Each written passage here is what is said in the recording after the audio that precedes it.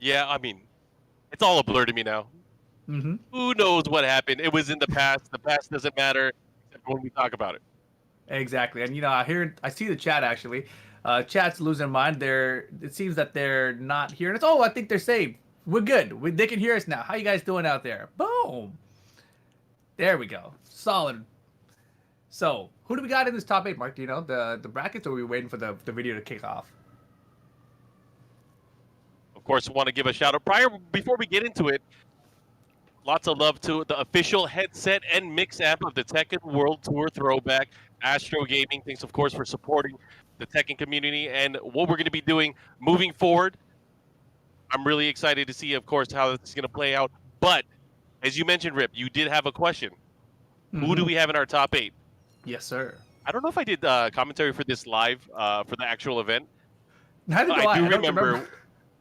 I do at least remember the top three. When we had this battle, it was Anakin was there, Jimmy J. Tran, and Jun Ding. Mm-hmm.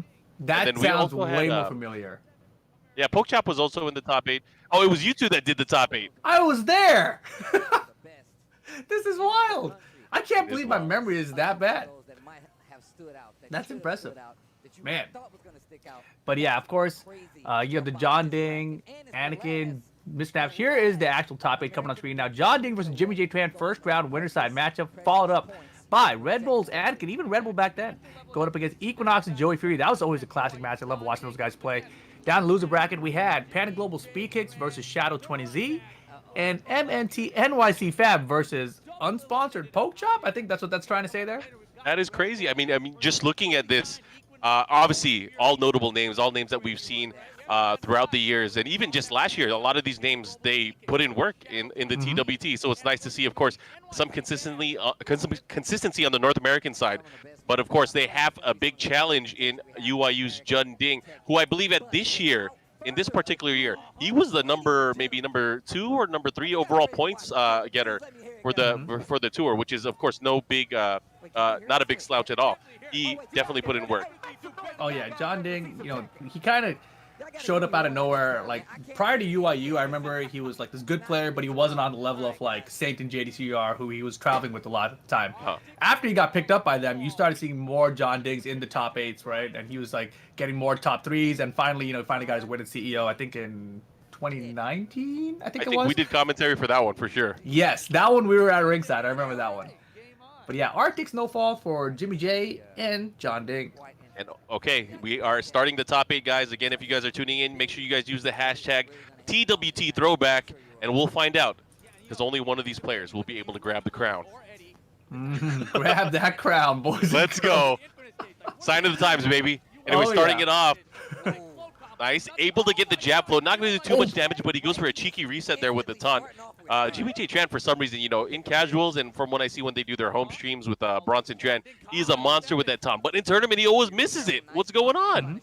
I don't know, man. Things are getting kind of wild out there. Gets big blocks right now. Jimmy J getting the punishes in. Yeah, these guys have definitely played each other before. You might have remembered there was that epic video that I think Eris was doing commentary for when they played each other at, I think, SoCal Regionals. And that was back when Jun Ding was using more Chloe, I would say. Yeah, that was the one where Eris lost his mind, right? Yeah, he definitely said a bad word. Yeah, a very, very bad word. Yep, don't say that, guys. You guys got to keep it wholesome. Exactly. Try to keep it wholesome out there. Oh, man. But I love watching these old tournaments and running back, especially like trying to remember. For me, obviously, it's rough. So watching back and seeing what happened again is always a good time. Yeah, I mean, it's twofold, though. It's like you get some good matches, you get to relive that, but then you also have the memories of like, what the hell was I doing during that time? Dude, it's crazy. But right now, man, Jimmy with that instant full crouch down forward forward there. It's so shockingly fast, that Northern Cross from Brian. And, it's going to be very, very difficult for Eddie to deal with a lot of this stuff here. Obviously, he primarily moves on a 2D plane where, he excels in backdash, but doesn't have the best sidestep, but he doesn't have the best sidewalk. That's a great point. Yeah, I always forget that Eddie's one of your characters. I always imagine you as a King player now. I use Eddie online. You know how it goes. Anyways, here's the follow-up. Gets the damage, and of course that last hit unscaled. Gets the pickup, and I like what I'm seeing here from Jimmy. Again, we are in an open stage, so it kind of lends itself better. I call it the Korean Classic once one of these stages come into play. Right, especially with Eddie, right? He's got a good backdash. Oh, yeah. As you mentioned, excels over the sidestep, right? So having Eddie on an infinite stage is going to work out for John Ding here. And I'm surprised, actually, looking back at this now, that he's so far ahead in this match. Yeah. Oh, and here we go. God. That's big. And look at this follow-up here. He's in the red. Sidestep. Not dead, Oh, no, though. he goes for an extended taunt follow-up. No jab punish. Oh, and he stuffs his rage drive. Damn, John Ding gave him the nod there. Like, all right, good. You stuffed my blue stuff.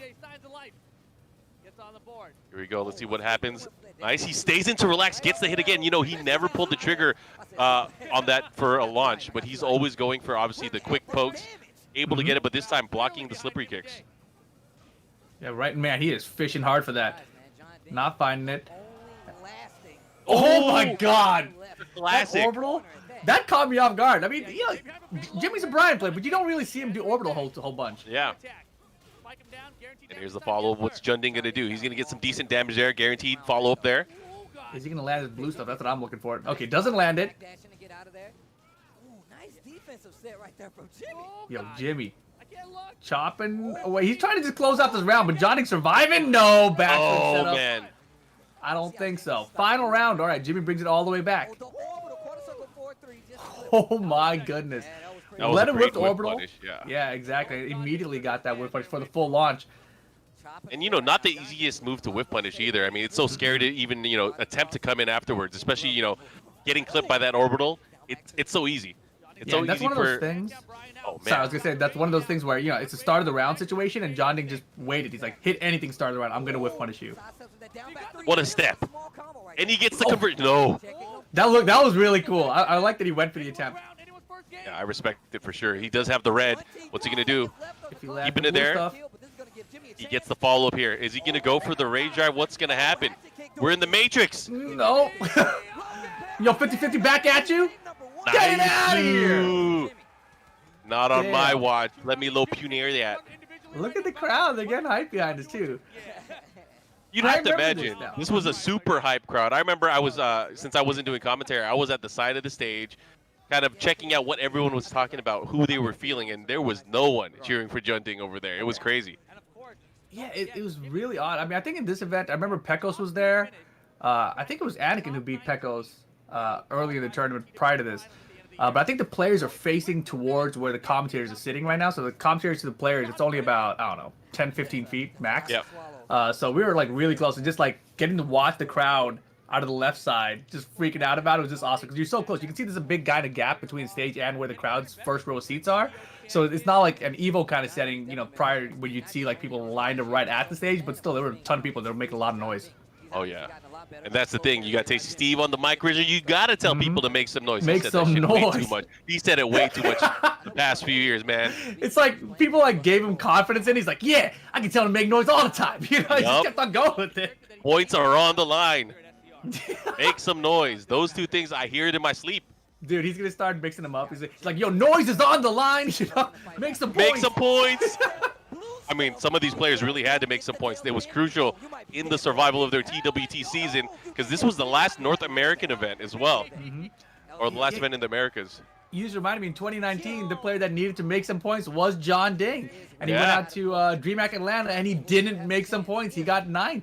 We should put this in perspective. We should put this in perspective, yeah.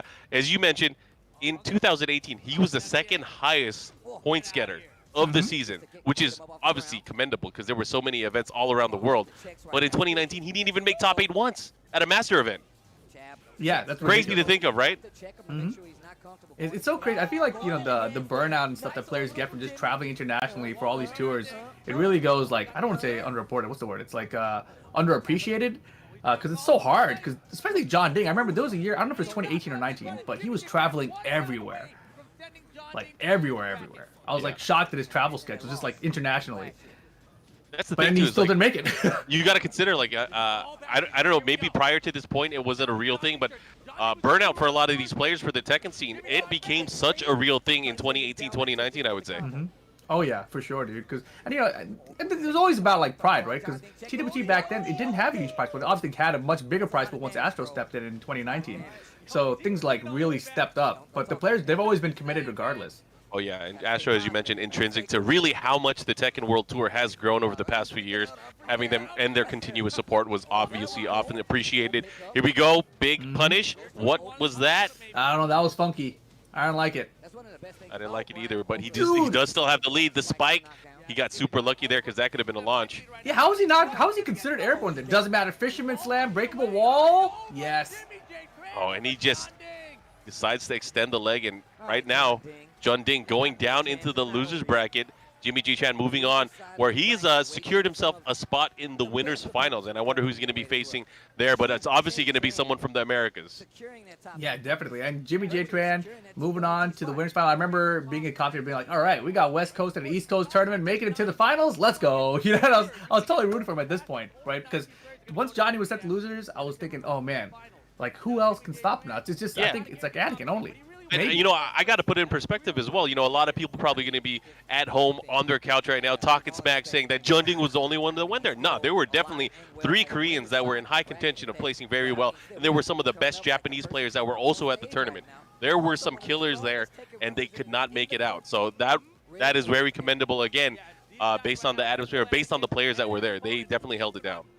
No, exactly. And, you know, John Ding there, the way that game, when you look back at the set, the way it started, it seemed like John Ding had his number, but Jimmy, you know, he stayed composed. You know, we said over and over, right, composure, it matters. And Jimmy right there, back 2 rounds against John Ding. It's infinite stage like we mentioned against a Korean with Eddie. He's like, well, so a lot of players would have given up. Not Jimmy J. Not Jimmy J. But coming up next, you see it on the screen, Anakin with Red Bull going up against Equinox and Joey Fury. I'm trying to remember how far along into the year it was before Anakin got picked up by Red Bull. I feel like this is still relatively new for him, right? Because I think he had a final round, I think, when he first got picked up, right? I don't even remember. I know it was prior to that televised event that we did. It was prior to that. That's all I remember. Oh, that's right. Mm-hmm. So it was earlier in the year. So you're probably right, around the time of final round. Yeah, so this is definitely the end of the year. So he had the sponsorship for a while. A lot of times when players get that new sponsor, you know, they have those nerves to kind of live up to the sponsor's expectations, that extra pressure on the shoulders. So I remember thinking, man, Anakin's gonna have it rough, but you know, he kind of he never really showed that. I see it differently. Is usually when players get sponsored, they get that new sponsor buff, and usually that helps them initially before things start to settle in. They get complacent, right? But usually there's that new sponsor. I've seen a few buffs here within the FGCs when it comes to tournaments. It's you get married, you have a kid. That's a buff? Or you get a sponsor. Yeah, initially. Okay. Initially. That's interesting. It's like your wife is like, look, man, you can't be wasting time video games anymore. Like, let me prove it to you. You know, like, yeah, and that's exactly. like, all right, I can't do both of these things anymore. I'm done. But man, Joey Fury looks so young here to me. What the hell? He's always been young. That's what but this was only like a year and a half ago, 2 years ago. Yeah, man, he was 12 back then. He was 12. Oh, dude, he looks so much older in my head. took good care of him, but no. Either way, I mean, you know, he's been playing since forever. I mean, I think he stepped into the scene maybe at a very early age with T5DR, if I remember correctly, and that was a long time ago. T5DR was a very, very long time ago. It's really hard to believe that it was so long ago. Yeah, I don't even want to talk numbers. It's just gonna put me down. Exactly, because I'll talk about it really briefly. I remember, you know, the PS3 launch was super difficult to get the console, but DR came out for it very soon after, right? So I remember I got the console right after DR was announced. So I was like, oh, this is perfect. But then we had it in the arcades prior to that, right? Yes. So you can go and add up the dates on Google if you want. You know, this game was around for a while, and that's when Joey Fury started. But I think it was also this year, 2018, Joey Fury actually traveled to Chile. I think that was where we had the TWT event there. That's right. I remember that. Mm-hmm. I think Spirogen was down there with them too. He also, one of the events, he went out to Poland as well. He spent some time in Europe as well. He was well-traveled this year. Mm-hmm. And it was nice to see, of course. Yeah, Joey Fury. Yeah, shout out to Equinox as well. And even prior to that, he was sponsored by another team. And he was just able to travel a lot more than what we saw, at least in the initial years prior to the TWT being formed. So it was always good to see that kind of stuff. Man, you remember the old days when we had to haul around the arcade boards and people were playing on that? Oh my gosh, it's so weird to think about. I'm thinking about all like the Wizard World tours and everything. Oh yeah. Where you'd see just the arcade caps and how excited people were to get their hands on the game at the time. I think people forget that part of it, right? Like before, like, oh my god, we're gonna have it here. Unfortunately, we were gate kept by early 2017, but it didn't matter. We were still able to get some wins here and there. And, you know, even Europe was able to get some wins here and there. And no one thought Europe was going to win because, I mean, you almost got beat up for saying that one time. Don't bring it up. It's bad memories for me now. I know they're gonna get. I'm waiting for the chat to light up in One day they're gonna find me. I gotta make sure your face is on screen every time they start to beat me up. They're not gonna blame me. They're still gonna come after you. They don't want the smoke. Anyways, going right back into the match. It's a good old-fashioned Jack competition. Yes, sir. Fantastic, dude. I've been watching 24 again. Jack Bauer everywhere. Dude. So I don't know if you know this, but Harada likes 24. I remember his tweets about right. And then I'm watching season 2. There's a character named Miguel in there. He's from Mexico. It's similar. He ends up doing this like crazy roundhouse kick. I'm like, what the hell? Miguel's a fighter? I was shocked. I was like, dude, this is totally where Miguel came from. Oh yeah. Harada's a huge fan of Western media. Man, and we're gonna go into the matchup here. Joey Fury right now at a disadvantage, but I mean, come on, this matchup, it's classic. This is a very interesting matchup for everyone that's watching at home. Jack play does not only equate to what the character can do. At the highest levels, Jack is all about the mind game and how you mix up your timing and how you're going to pick your shots. Because on paper, Jack is super punishable. He is super punishable. I'm sure a lot of people know that. Some of his best tools are tools that you can easily sidestep or low parry. But I think at this stage, though, Jack's jackhammer was buff as hell, right? Oh, yeah, super buff. He was hard to step, etc., right? But the interesting thing you mentioned about the matchup thing, both these players, obviously, extremely high-level Jack players. So both their mind games with the character, they're both up there at the top. Obviously, Anakin always seemed to have the small edge. But, I remember when Joey Fury was coming around, I thought to myself, like, oh, man, I play against Jack players. I'll do decently against them. But the first time, I've only played him once in tournament. It was at a Wizard World event. And his timing threw me off so badly.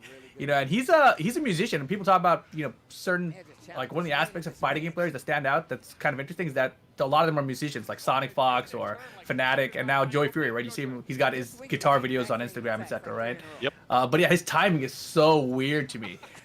So something to really watch out for, especially for a Jack player.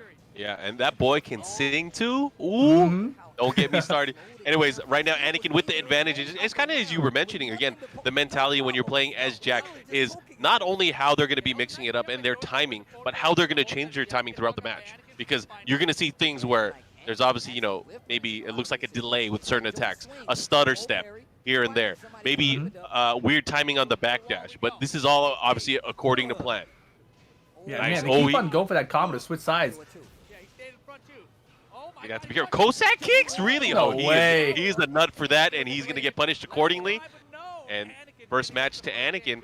Yeah, he is kind of, maybe it looks like he didn't want that. And Anakin was so fearless in that situation. Like, look at his face right there. He's so confident, and he seems like he's the superior player. Oh, you're talking about his mindset. You're talking about his RBF, his Red Bull face. His Red Bull face. His RBF. Yeah. His Red Bull face. Yeah, he's got that Red Bull face on. Prior to Red Bull, did he not have that face? He's always had that, and I think he talked about it recently on his stream. He's not trying to look mean or intimidating. It's just that's his face when he plays. Yeah. Oh man, it's his thinking. It's a cheery guy. Otherwise, it's his thinking face. Mm-hmm. And that's one of the things people say too, right? When you're in a competition with someone, like if you think you might lose, like you're already a step behind. You have to be thinking to yourself that you are going to win, that you're the superior player in the situation. And that's exactly what I imagine Anakin is thinking when I see his face like that. Yeah, you got to think about, as a player, you have to think about what's in front of you, here and now. You can't be thinking about, like, oh, man, what am I going to do in loser's bracket after I get my back blown out? You can't be thinking about that. You got to be thinking about what's in front of you, how you're going to deal with the matchup, and how you're going to outplay your opponent. Oh, he went for the crush. But Anakin with the quick wits there, able to duck, and we might be going downstairs. Never mind. No, he doesn't. It doesn't matter. He gets the cross chop anyway. And that was so cool, right? Because Anakin, I think he did while standing forward, down forward 4. So he absorbed it. He recognized he had time to still duck the high. Damn, just run up and down forward 2. See, that's the thing. The mind games at this level, Anakin's like, all right, I've done enough lows now, like just by running up and doing the low immediately, that he's going to want to duck eventually. And here's the down forward 2 time to pay off. Yeah, and we should, again, put this into perspective. Again, this being the last North American Master event of the year. Anakin had a very strong start early on. He placed top 8, I believe, at final round for this year. And then he got enough points that he needed that he actually stopped traveling for quite a while. So this was the last tournament where he started to warm up again. And we really didn't see him play too much. But in 2019, we all saw his year in 2019 where he just put hands on the Tekken competition, placing very well, winning many tournaments, winning against a lot of great players and some of the players that he's never beat before. So it was an amazing breakout year for Anakin last year in 2019. And this is what you're seeing now is all the stuff that's leading up to it. Oh, exactly. And right now, you know, Joey Fury, he's recognizing he's facing being sent to the loser bracket at this point. He is stepping on the gas, ducks the high. He's going to be on the board of this round. Did they change that to be a mid later? Is that what they did? I think they did. I think in season 2 they changed it to be the 1+2 second it to be a mid. And everybody got hit by it. Everybody got hit by it. Even I got hit by it, and I don't even play this game. It's like when they have a move that you study, it's like there's the high. That's what you're gonna practice against to duck, especially. You're gonna pay attention to that first hit, and you're gonna duck immediately after. You know, and then the other thing is for me is in reverse with Claudio. You know, they changed the forward to make the second hit high. Now I always stand guard it. Yeah. Yep. You've been traumatized by that move, right? I was. And then I was like, oh, man, well, I guess I'll just never duck it for the rest of my life, even if they make it a high. My brain's already adjusted to it. Here we go. Final round here of this matchup. He went for the forward 1+2, not able to get it. But here, Jackhammer doing work. Anakin keeping that pressure on his opponent. And again, mixing up the backdash just in between. Look at Joey Fury. Let's see how he deals with this right now. Goes for the big boot. The blocks and point.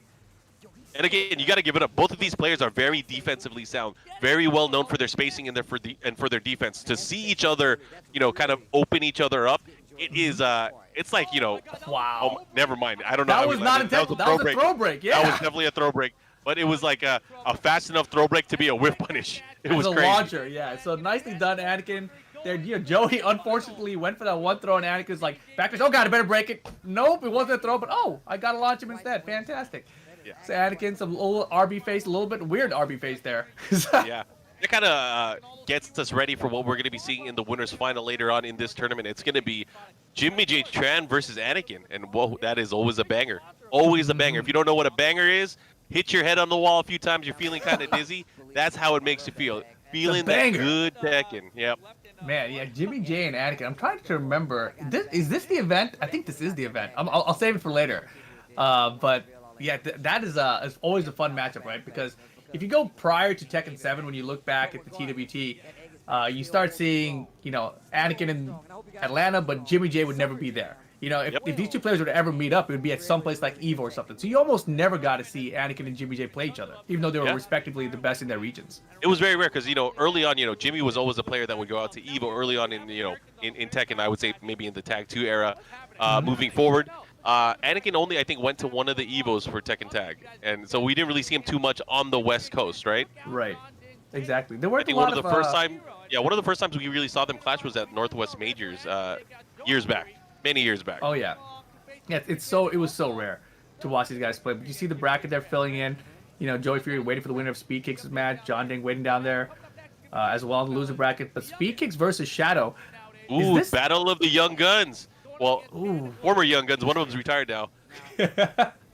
But these guys obviously standout players, and you know, I feel like both of these players really started getting into the game with Tekken Tag 2. We saw some nice tournament wins from Speed Kicks back towards the end of that game. But when Tekken 7 came out, they came out guns blazing. Oh yeah, they really did. You know, and Shadow, I think this is the year he really, you know, showed everyone who he was as a player. You mentioned the televised event that we did, and Shadow, man, that was really his breakout moment to me as a commentator. You know, paying attention to the scene. But, you know, Shadow here making the top 8, it wasn't a surprise at this point to see him doing so well in tournaments. How big-brained is Speed Kicks that he was so prepared for this pandemic? Look at him, wearing a mask in 2018? 2 years ago. Him and Dealing, they were always ready for this. Right? They were always ready. I'm trying to think, like, Speed Kicks, was he... I remember he had went to a Korea Master event. Yes. I just don't remember what year that was. It was one of the 2 years. Yeah, I was trying to remember like when he started having the mask tech though, because I don't remember Speed Kicks in Japan. I don't remember either, but right. I remember these young kids, and all I know about these young kids is they're a lot smarter than we were when we were young. I'll tell you that. Yeah, Speed Kicks has most people beat when it comes to, you know, comparing intelligence levels at age levels. All right, looks like we're getting ready for the matchup here. He's what is he calling for? A coin flip? I don't know. Maybe he just needed a break. Yeah, speaking, you know, I forgot that he had switched to K-Stick. I feel like in my head he's a pad player, but I think he was using a K-Stick even back in Tekken Tag 2. Yeah, I mean, I think for him in particular, he switched back and forth between K-Stick, Japanese stick. He's one of those players that can play pretty much on anything, I think. Mm-hmm. And that's awesome, just to have that versatility. Yeah, and then Shadow in the same token. I don't know if you guys know, but he used for the longest time an Xbox 360 pad. What? Does he still use it? I don't know if he still uses it, but when I first saw him on the scene, he was using a 360 pad. 360 boys. That sounds familiar, yeah. 360 no scope. In your face. 360 20Z clan. Yep. All right, here we go with the matchup. What is going on here? Shades of Texas Showdown from the same year where Shadow pulled out the Ling. What is going on here? Hey, hey, hey. Interesting. Yeah, you know, Shadow...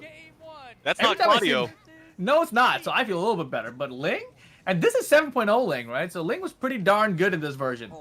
Yeah, a lot of people had something to say about her. I mean, not only her evasive nature, but her ability to just control the tempo of matchups. That was really, I think, what was scary for a lot of people. Why do you think he picked Link for this matchup? For that, maybe? I think it's just for the fireworks. He just wants to go for the firecrackers.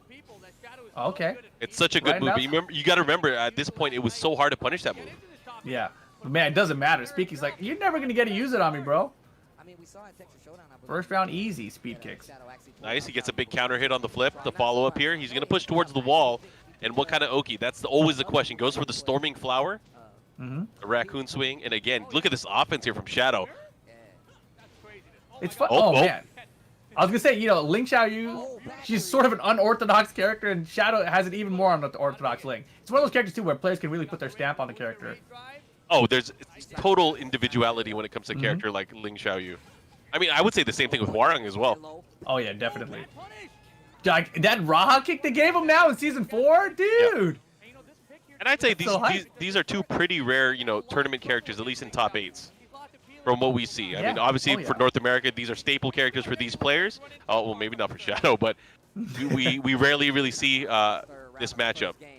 Oh, for sure. Here we go. Hwarang, you know, there's a few players who can get this character into a top 8. Ling Xiaoyu, we had a few more players, I feel like, who we could have seen in the top 8. Season past. Yeah. Here we go. Trying to keep him there. Goes into the flamingo stance. Yeah, trying to keep his opponent at bay. I mean, there's a nice life lead here from Shadow. Shadow's looking to work the magic. Nice down forward one, able to close it out. I feel like he's going to bring it back. You know, he lost 2 rounds quick. Yeah, I mean, he looked like such a bad pick, but I feel like he can bring it back now. You didn't go into the time machine and find out what the results were ahead of time? I might have been there in real life, but I don't remember. And I think right now, though, Shadow's going to bring this back.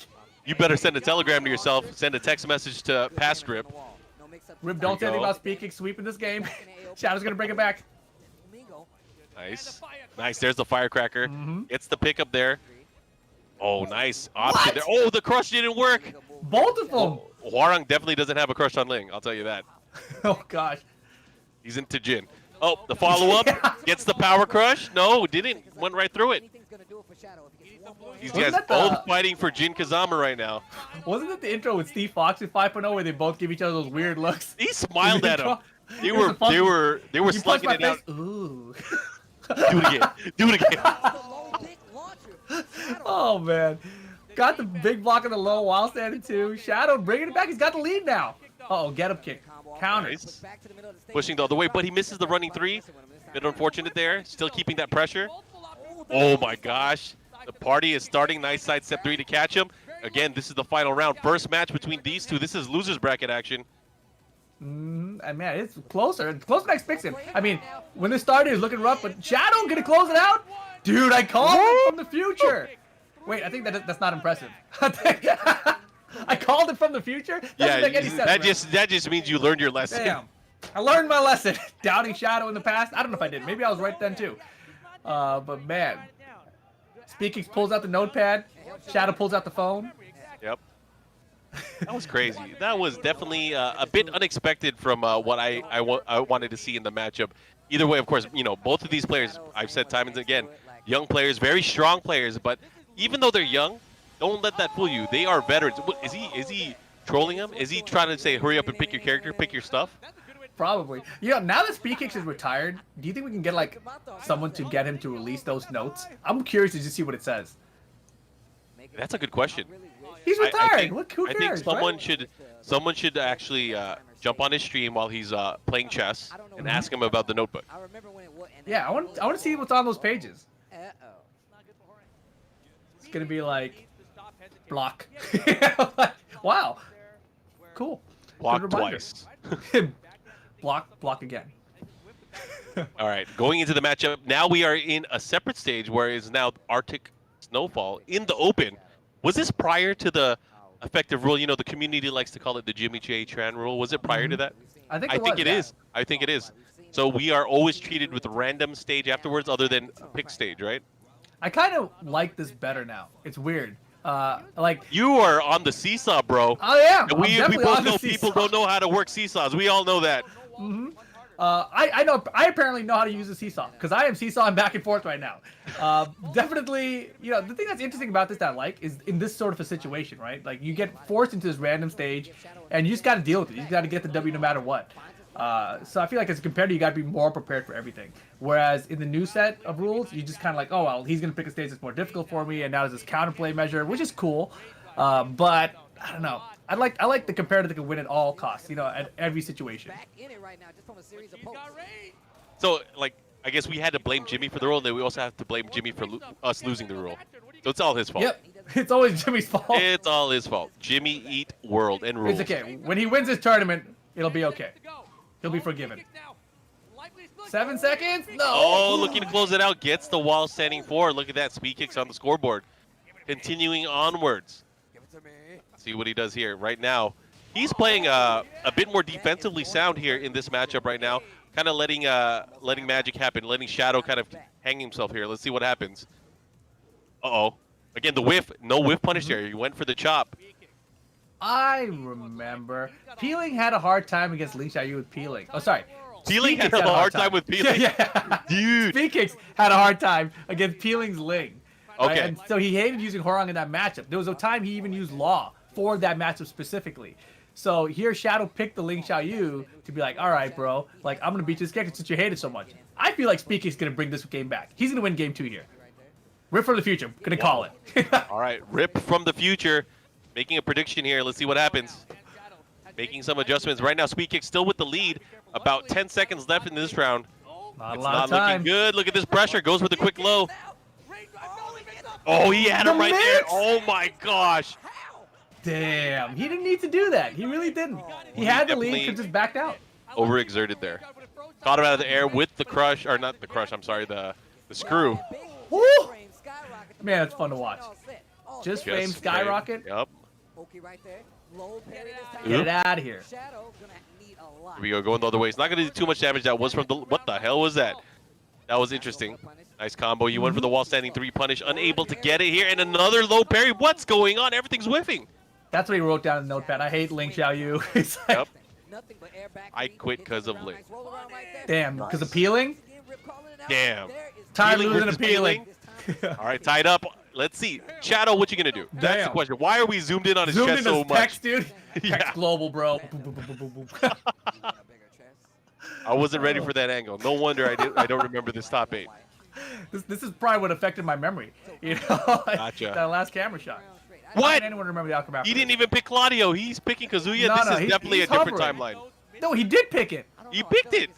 He Oh, locked God. in. Dude, Rip, do you remember this? You got to remember, on Xbox Live, he is Mishima Boys for 2069. That's his What the name. hell?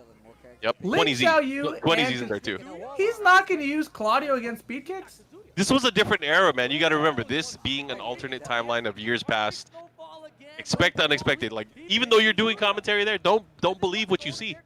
Don't believe what you see. I don't believe it now. I feel like we've like edited this somehow, you know, with our future technology to swap in this April character. Fools. You guys are lying to me. I wasn't there. This can't be me. Who is this? What's happening? Infinite stage again? Damn, where is the Jimmy J rule with me? This, I I can mean, see why we prior to implemented this, I remember being at an event. I think it was the Poland event, and they picked random stage every single time, but they got this stage like 8 times in a row. That was Wow. crazy. I thought I was in the Twilight Zone. Damn, well, Anyways, here we're we gonna go into the matchup here. Kazuya, I don't know about this pick, but you know, Kazuya, very strong character if you have the execution and you have the reactions on point. But the question is, are you really gonna be able to take the risk in being able to open up your opponent? I don't remember ever seeing Shadows Kazuya in tournament. He's used Kazuya before. I've seen him use it, I think, at SoCal Regional. He's even used Anna before, from what I remember. I remember But the right Anna, now- yeah. And I remember him being a little bit from Mitchell, but I feel like, I guess we have seen it, just it's super duper rare. Yeah, or it's super duper quick. Yeah. Oh, good punish. Yeah. Usually most characters just get a little jab punish there, but Kazuya with the 11 frames, able to come out on top there. That's one of my trade. favorite Punishers in the game, actually. Back with you from Kazuya. It's because the way he frames. looks away from his opponent. He's looking at the floor when he does it. Yeah. He's like, get out of here. Oh, that was pretty good. I like the impression there. Maybe you did the motion capture. Who knows? Damn. We got a fly and Rip to do motion capture for the trench coat. Let's get Bring him me in. Put him in Got the a green new idea suit. for a law move, too. Oh, what a punish there. Goes for the plasma. Chucks him out. What's the mix-up? Oh, he's going for the jabs. Looking to work it out here. He does have rage. Are we going to go for the nice rage drive? That thing comes out of nowhere. Yeah, Speed Kicks, he's backing away. He knows it's potentially coming. Oh, Nice there it down was. jab to interrupt. Hell sweep? I mean, he's going to have to. There's nothing else you can do at this point. There's not enough time. And right now, Speed Kicks one round away from eliminating Shadow 20Z, the Zhao Yu player. Oh, boy. It's not looking good for the Kazuya. 50-50. Oh, and to he the throw. gets him. Oh, he has a Wow, he huge rolled leg towards here. him. He puts him in rage now. This is a bad position for Shadow to be in. Goes for Das Boot. That might be it. Yikes. Oh, no. He's alive. Nice low parry. Recognition there. No way. Goes for the No crouch way. jab 3. Oh, my God. Oh, he Devil pulled the time? devil out. He Pew. shot him on the floor. Do it again. Smoke Get up. machines and laser ray. Oh, God. Why did he do the mix-up? He had his turn to make his own bet. Instead, betted on his defense, and it doesn't pay off. Speed Kicks over Shadows, Ling Xiaoyu, and Kazuya. Still pretty hyped regardless. Yeah, that was fun to watch. Yeah, the devil transformation at the end. I feel like, if he had started Kazuya, he might have got something started by the end of it. Look at Speed Kicks.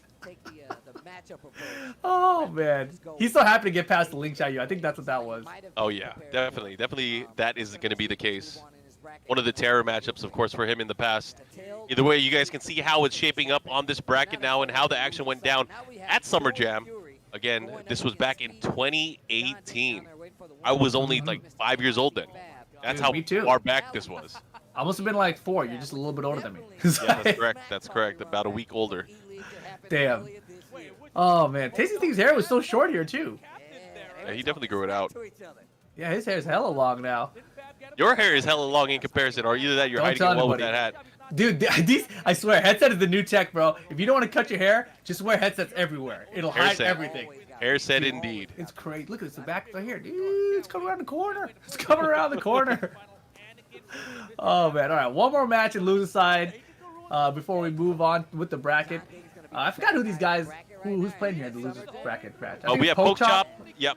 We have Poke Chop was one of them. I forgot who the other one. We just Oh, saw it's the NYC list Fab. earlier. Oh man, NYC Dad. I think that's what we were Yeah. calling him at this point in the tournament. There he is, NYC Dad. Old man Fab.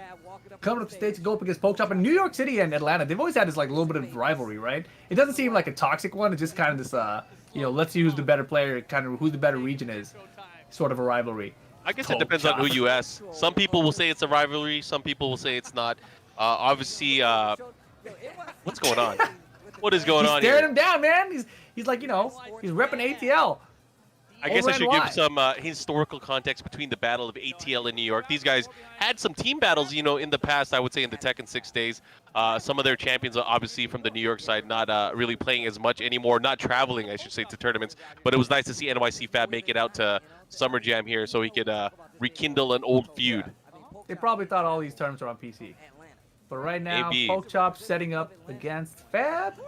Man, I feel like way back in the Tekken 6 days, when it's like I felt like I met Fab in tournament a bunch, and he always beat me. I hated it. So whenever I see him in top 8, it makes me happy. I'm like, oh man, Fab's still doing work. He's still putting in work out there, and he still plays. Yeah. That's so crazy. There was to that me. tournament that he went out to, I think it was a strong style tournament, where he was the lone East Coast representative, and he ended up winning that tournament. I don't know if you remember that. It was like the invasion, and we're like, whoa, East Coast got some players now, right? I think he beat me in the grand finals. Oh, that In was Tekken it? 6? I Yeah. played him first round of the tournament, and I won the first match, and I was feeling ready to pop off, and then he swept me after that. He destroyed me. There's a picture of me and Fab looking over the paper bracket. And we're like, at the time, we had no idea. It was just a picture that taken of us looking Yeah. at the bracket. And we ended up meeting in the grand finals of that tournament back then. Wow. So, yeah. And, Reno in the chat says it was an NCR. That sounds Oh, it was familiar. NCR, Super NCR. Super that was a- NCR. That was a while back. Yeah, NorCal Regionals. Man, when are we going to get these events back? It seems like lifetimes ago now, dude. Time is flying. Can't wait. Can't wait to get back. I don't know what you're talking about. I ran a tournament in my bedroom like last week. Only one person showed up. Damn it! Was it you? It was me. I won. I was gonna say if it wasn't you. I mean, I waited for a little bit just to make sure that anyone else was gonna show up, but no one did. I'll take it. You didn't even invite anybody. Where's the advertisements on Twitter? I did invite, but people don't want to go out there. People are staying home, staying safe. They're smart. True. They don't want the smoke. They don't want it. Mm-hmm. You invited Super Kuma. He didn't want to come. Well, that's your enemy, not mine. let's not throw names out there. All right. Here we go. Twilight Conflict. Yeah. Fang for NYC Dad. Yeah, NYC Dad using Feng Wei. And the Josie. This one, Pokechop slid Josie, man. He hadn't seen Negan yet. Yep, he hasn't seen Negan, and obviously not using Fakramam yet. Oh, yeah. Which he's using now. Mm-hmm. Man, that character's going to get nerfed soon. What are you talking about? He's cool. I can't wait for him to get nerfed soon. Oh, man. Team obviously always working on ways to adjust the player experience, so it'll be interesting to see how that changes. But right now, let's see how NYC Fab, and I got to say it in this way because I think at this time, Pokechop was probably a little bit more active tournament-wise. So let's see how NYC Fab is able to deal with the seasoned, traveled veteran that is Pokechop. So, yeah, going for the Walter. Fab's style with Fang, it's not one I've ever really been super excited to see. It's not the character that is Fab in my mind. It's Bob, right? And I think currently he's back to Bob, but this was his Fang phase. Well, yeah, I mean, I'll say it. I kind of agree with you there. His Fang was mad stiff. Yeah, it was definitely mad stiff.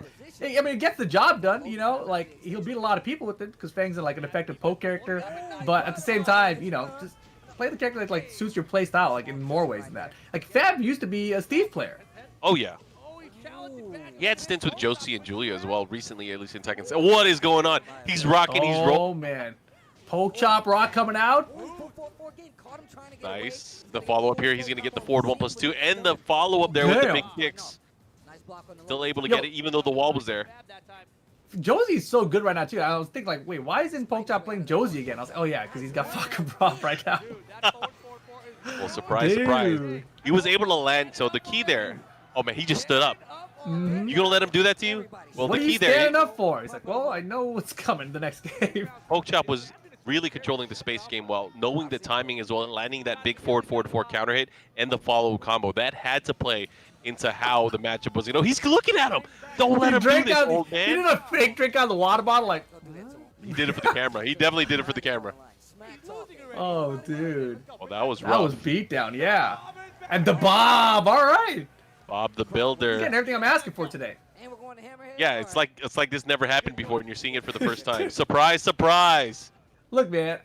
Don't you get this too, Mark, where you've been to so many events, they start blurring together. You don't really remember what happened when these players played each time. Initially, but then it starts falling into place, and I'm like, oh yeah, I remember this. I don't. But yeah. I mean, let's be real. We've been to for Tekken 7, we've been to probably 100 events, if not more or less. Yeah, you think about it. There's been a lot of events. There were multiple events every single month, leading from the arcade all the way until where we're at now, or until I guess COVID happened. But man, tough and rough times, but good memories nonetheless. Oh, without a doubt. Here we go. Sometimes they're memories for me. Fab with the Bob. Here we go. He's gonna push again. So this is where it's gonna be dangerous. Obviously, Bob near the wall is really good because of that quick activating. I think it activates on the 13th frame. That power crush is super quick, right? And it's super. Oh my God, he's just doing it. He's taking advantage of this role here. Use that belly. I see the chat saying that Fang is way better than Bob in season 1. That's fine, but I'm it's about the player. If your play style doesn't match up with the character you're using, it's not gonna matter. And look at that. See, Fab? He gets around this time. He didn't do that with his Fang.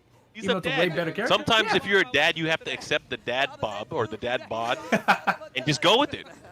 You can't be complacent what are you picking Fang for? He got washed with Fang. Oh man, that's a big nice counter hit combo. Follow up here. He doesn't have the rising knee yet. Nice block. Good punish. Side wall messes it up though. Yeah, big mess up there for him. That was unfortunate. Oh my! You should have finished. Nice commitment to the duck. Man, that hell sweep, man. It'll take you to hell and back, but that could go either way too. Like, what was the mix-up there? Fab was going to Shoryuken him in the corner like that? It's pretty unlikely, well, right? It was either that or he's just going to wait for another opportunity. I mean, off the wave dash, though. Off the crouch dash, right? That's true. That's why, because he was a delayed crouch dash, so Pokechop saw, he's like, oh, yeah, I'm ducking. Yeah. But maybe that gave him time to duck. Maybe that gave him time to duck. Who knows? Right now, he's doing really well with the pokes, Bob Wise. Bob Wise. Yeah, Bob Wise Gamgee. Ooh, here we go. Another one. Do it again. Gosh, he's taking away his legs. Do it again. There's a reason why he has holes in his jeans. Josie kicked him in there. Oh, man. And Fab, you know, he really let that round slip away. Pokechop hit him with one crouch just 3, and Fab just shut down. Nice. Now starting to get some punishes in. He's going to have to watch out for the mids. There are some options where you could beat both of the attacks that are going to be coming out of that switch stance. But you got to do it very, very quickly there. The slight flash duck here. The follow-up. What's he going to do? Man, he might close it out. He read the sidestep.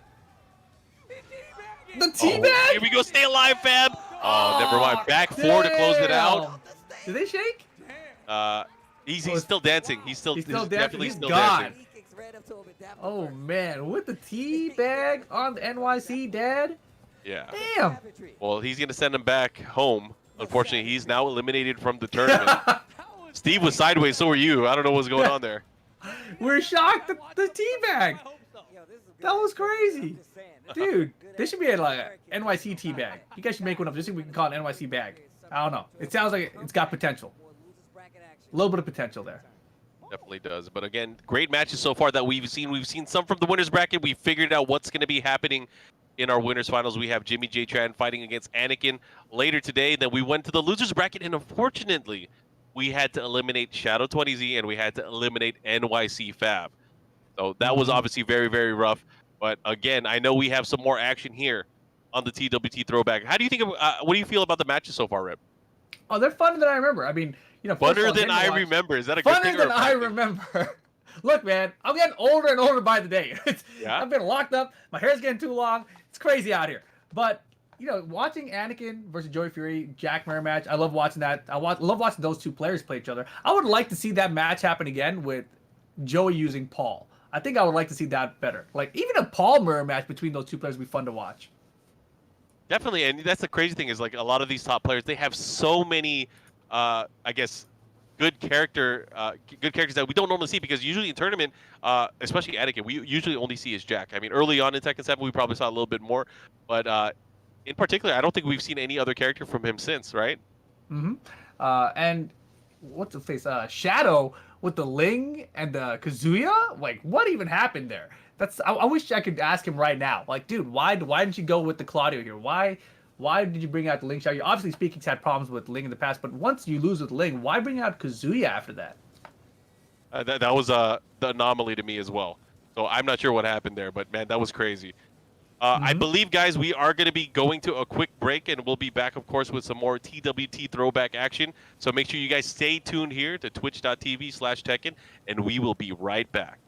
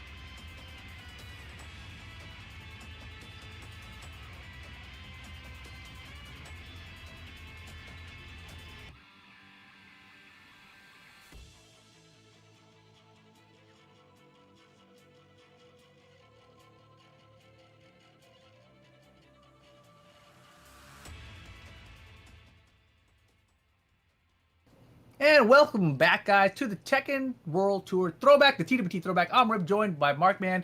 We are going through Summer Jam 2018, Season 1 of Tekken 7. We've had some fun matches so far. A lot of Americans here in this top 8. We just saw John Ding lose to Jimmy J. Tran. So Jimmy J. Tran's the winner final. We saw Anakin taking over Joey Fury. So Jimmy J. Tran and Anakin is going to be the winners final coming up later. But in the losers bracket, we saw some crazy stuff go down. But the matches coming up are going to be Joey Fury versus Speed Kicks and John Ding versus Poke Chop. I can't wait to relive that one because I remember that, but I did not get to see it on stream, so I'm excited to see how that one is going to play out. I guess again because it's definitely a throwback. I'm looking forward to how that plays out. Oh yeah, without a doubt, man. But don't forget, you guys, make sure you guys follow us online. Right now, you guys are watching, whether or not you're watching on Twitter, whether or not you're watching on Twitch or on YouTube. Check us out on Tekken. On YouTube, we are now Bandai Namco Entertainment Esports, BNE Esports. Of course, follow us on social media, on Twitter as well, and on Facebook. But again, you could also catch all the action and make sure you guys continue the conversation. Use hashtag TWT Throwback, which we've been using for all of these throwback shows. But of course, we want to make sure that we bring you the best quality and all of the fun stuff. So make sure you guys try to interact with us on there, try to engage with us, and we'll see what you guys want to see. Actually, that's a good thing to bring up is let us know what you want to see for the next throwback. I think that'll be fun. It's a great point, guys. Think about what events you guys have missed, what events you thought were the hypest. Hit us with the throwback hashtag right there, and hopefully we'll get to do one. So let's see where we're at. Look.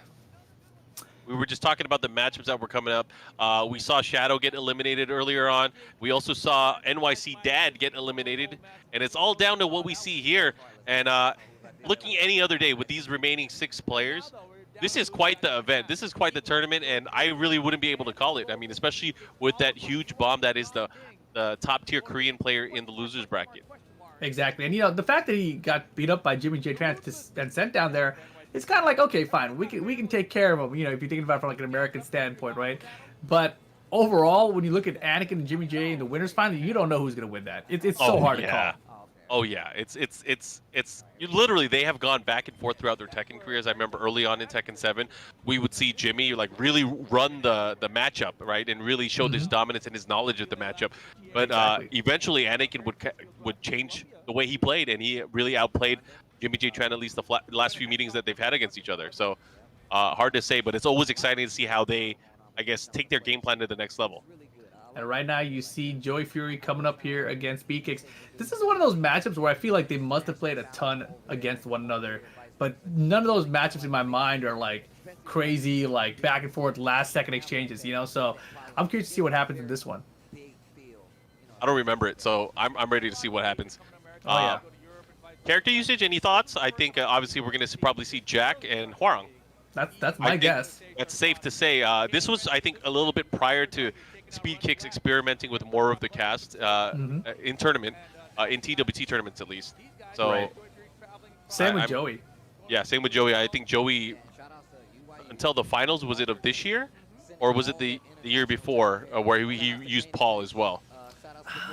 I think it was actually. Wait a second. The year that Kudons wins, I think is the year that Joey is using Paul. That's 2017. Oh crap! Wait. So he already had a Paul. Yeah, you're right. You're right. You're right. Yep. You already had a Man, Paul. he wants to see the notebook. What's in that notepad? We'll never know. We'll never know. We have to go back in time, Rip. We have to go back in time and get some of these relics. It's a shame that we don't have access to this data. One day, Speakix will release his notes, and we'll all understand how to beat Shadows, Ling, and Kazuya. Oh man, immediate pressure from Speakix out here.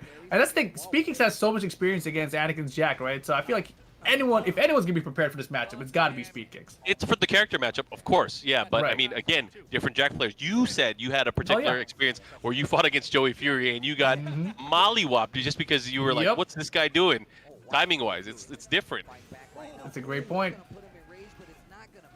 All right, they're going back and forth here, and the first round, of course, going to Speakix, where he kind of just outpaced, I would say. I wouldn't say outspaced. He kind of outpaced Joey Fury early on here. He was obviously hunting there for the Hunting Hawk. Dude, and yeah, the pressure from Speakix is ridiculous right now. I feel like this is his strategy against Jack. Like, yo, I'm going to stay in his face. I'm going to do all these running attacks, keep the pressure on him, not let him have read to put his offense on me. But damn, good read from Joey. The ducks the high, gets the launcher, bing, bang, boom. Yeah, you got to remember, if you're not out of control, you are not in control in the matchup. Nice punish there on the skyrocket here. He's going to keep that pressure at the wall as well. But going back the other way, what happens here? There's not a lot of life left. Oh. Wake up into the tombstone. Damn, what? He didn't recognize him, but doesn't matter.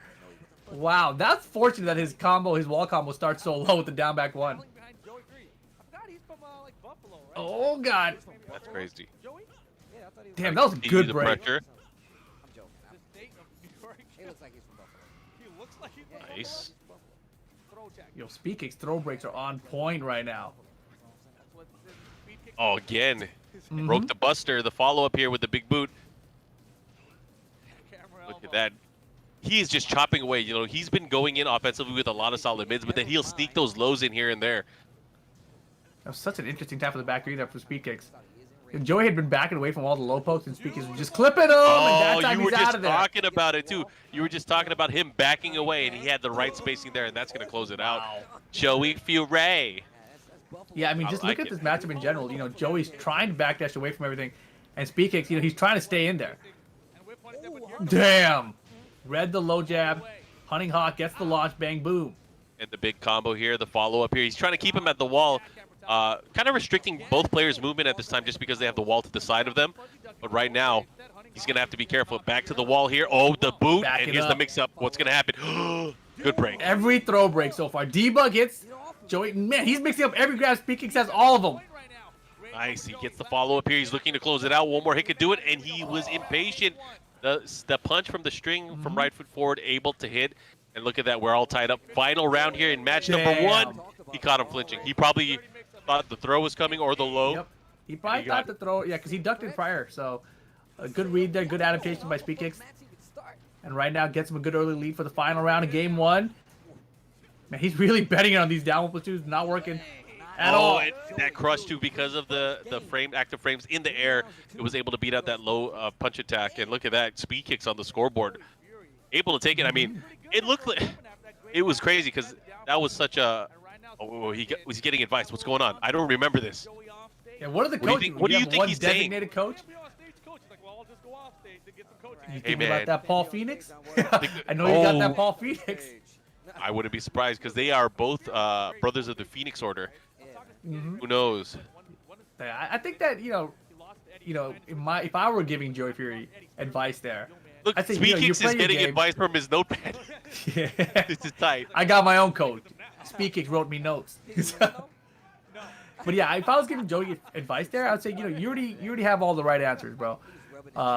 You just got to slow down a little bit, just a little bit. He's obviously trying to do a lot of running attacks at you. You're ready to float him out like a standing 2. Other than that, like everything else is fine.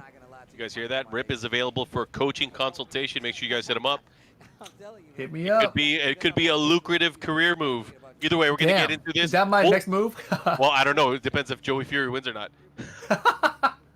Well, it depends if he takes my advice or not. Well, we'll see. It's gonna be on you to frame it in the right way. All right, future Rip, going to the past Rip. Pass it along to Joey right now. Game on. Here we go. Game on. I'm not feeling good about it though. Gotta say. All right, Speed Kicks is up right now. 1-0 here. Gets the nice down forward two. He's gonna push towards the wall here. Gonna have some trouble with. No, doesn't need to readjust. The wall is nice, flat, big-bodied Jack. Wow. Side step too. Oh my goodness. All the side step attacks coming out. Float combo. Pick it up. Nicely done, Joey. That's not gonna reach a wall though. Oh snap! Here we go. The follow-up. Oh god. Nice, dude. No way. No way indeed. Back three. Never mind. What is he doing? I don't know. He almost threw it away there, but doesn't matter. Speaking's manages to hold on anyway. Yeah, the mental calculator was not there. He thought it was probably gonna kill. Yeah, Pixels were off. We're using a weird TV. Nice. He's keeping that pressure. Look at that. The excellent use there of the forward 4-3 just to kind of slap down his opponent and build the mix-ups even further. Taunting him there. Oh, he whiffed. He wanted that on block, obviously. Yeah, he was taunting him, and Joey knew it was eventually going to come out with something forward, so he just backdashed again, got completely out of range, got the launch. Oh, here we go. Keeping him so right by the too. wall. He's just standing there. I guess that's one way to deal with the jackhammer. Oh, never mind. Dude, you Persistent. can't deal with it, bro. Yep. It ended up finally hitting. And again, Can't resist. I mean, he had like a moment of zen there where he's like, you know what? I'm just going to stand here and let it come at me. And that's what he was using for tracking. The 2-1 didn't work that time. 10 seconds, just chill, dude. Oh my gosh. You have a huge life lead. Don't take the risk. I think that's a lesson a lot of people have to take home with them as well, is not to put yourself into even worse position. Don't get potentially counter hit into the nether realm. The clock is a huge factor, man. When you have that life lead, sometimes you gotta chill, especially when they have rage. Yeah, looks like he got the telegram from Future Rip. Things are working out here. Booted, baby. Spiro, big smile, slow clap, just like I told him. Just like.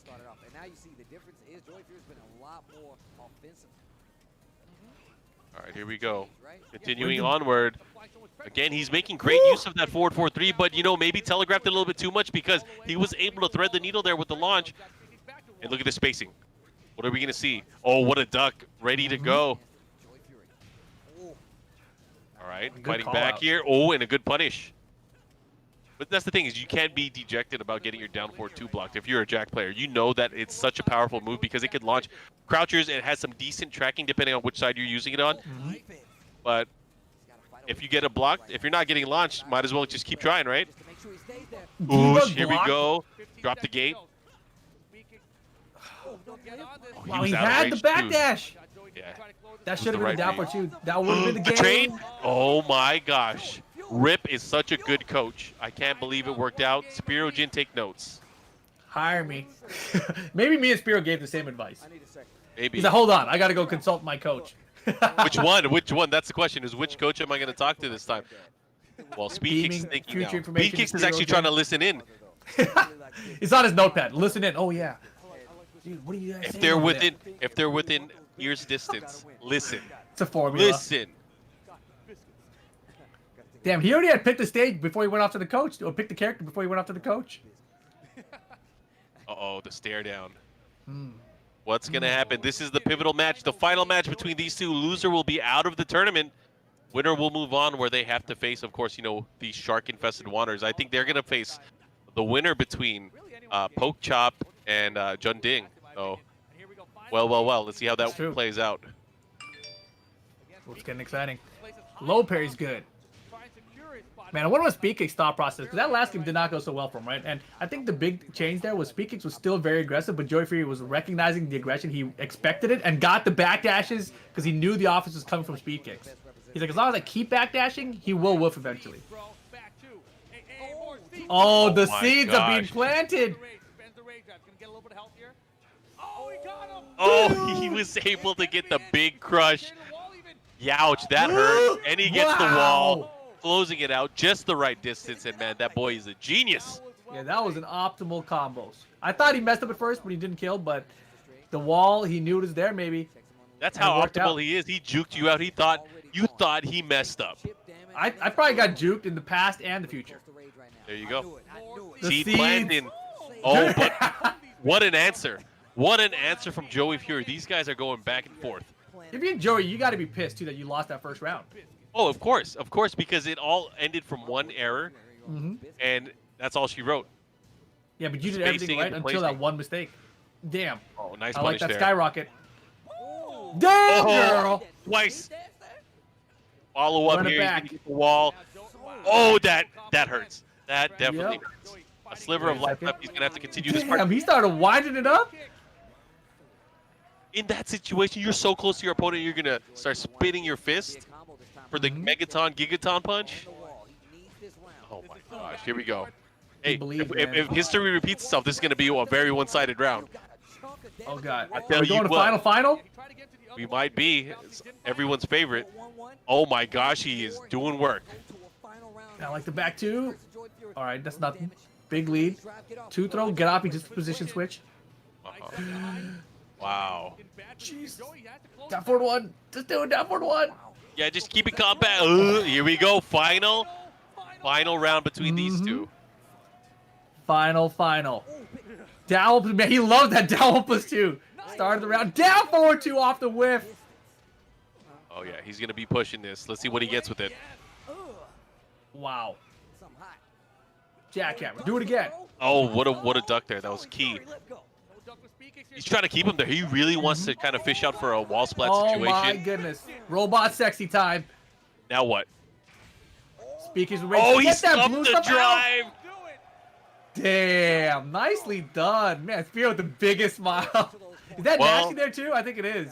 No, Well. East Coast triumphant over ATL. I just realized how many New York and ATL matchups we're seeing.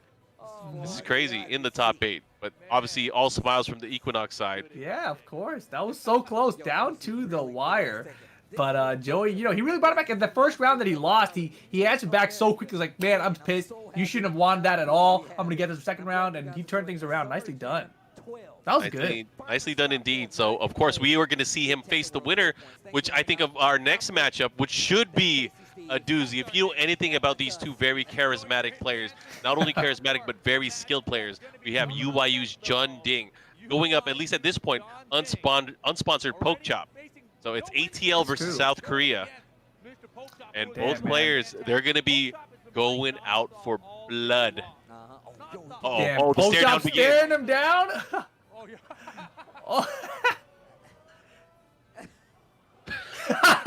Oh, they're starting to play to the crowd. Chicken John Dick's Did you see his face until he smiled and poked? Yeah, that was. Oh my God. That was a bit much.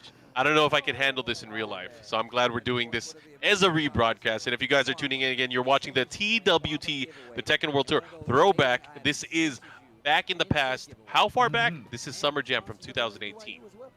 Yeah, it sounds a lot further back than it is, I think. Man, Yeah, this is actually, this is 2 years ago.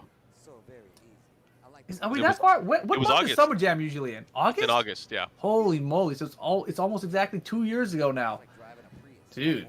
Yeah, just about. Time is flying. I remember I was watching the video from the Texas house, you know, with Jop and them in it, and Eddie Pistons. Yeah. When Poke Chop played against Eris. Oh my gosh! You know, so leading up to that, those guys had battled quite a few times in MLG tournaments. Way back then. This was like way back. So Eris, I think in their first matchup against Poke Chop, he ended up beating Poke Chop. Because I think Poke Chop was using Bruce, and then Eris just started doing up forward neutral, waiting for him to do something from the crouch dash mix. And he popped him with a launcher every single time. And this was when Eris was very active in Tekken. He ended up placing very high in the national tournament, if I remember right, earning himself a trip to Japan. Yeah. But that was a while back. Man, that was a long time ago. Long time ago. Yeah. But yeah, you were saying they played each other at the house. I just remember seeing Poke Chop in the video. And, you know, he was like skinny Poke Chop. You know, he looks like Rip right now. And then somehow he transformed this mini John Ding over there. It's pretty fun to see him side by side here. So here we go. Poke Chop versus John Ding. Poke Chop loosening up, bringing out that Josie. John Ding sticking to the Eddie here. Yeah, and I gotta tell you guys, the entertaining stuff you're gonna see is not gonna be only in the match. It's what's gonna happen in between matches here in this set. So let's see how this is gonna play out. Stay tuned. All right, guys, here we go. At the precipice of fate between these two, it is going to be Eddie Gordo versus Josie Rizal. Mm-hmm. And it's going to be a battle. Who's going to style on each other the hardest? Nice. Rodeo throw? And you know, I got to give it up for Pokechop because traditionally, Pokechop has been very good against international competition. Yeah, do you remember that event? Yeah, he had that one event at the local right before. Man, what event was that? It must have been Atlanta Battle Opera. Yeah. Yeah, exactly. Right before DreamHack Atlanta last year, where he just beat up everybody. Yeah, he beat all the top Japanese players in that tournament, even some of the Korean players. He did such a good job. Yeah, that was an epic run. Oh, here we go. Nice rodeo. Ooh. It was a counter hit throw. Threw him right through something. But Junding is looking really strong, really solid, obviously. Again, this was the year where he had the second most points on the Tekken World Tour. Here we go. This is going to be good. He's going to get some decent wall carry. He gets the follow-up there with the scooping knees. Oh, you can't look at it. That is an unbreakable throw. You got to duck it. At it. Oh, no. Yeah, Junding making all the right decisions right now. All the mix-ups working out. Well, that's the thing right now. Junding is definitely flexing on Pokechop at this point. I have a feeling. I mean, this is such a one-sided affair that we're seeing right now. Oh my God, he hit him. He clipped him with the side step 3+4. He's now going to push him at the wall, and this is where it's going to do big damage. On the side? Tech roll. Oh my God, I was got lucky. Don't tech roll. Yep. That would have been super bad. Dude, doesn't even matter. Resplat anyway. Another low?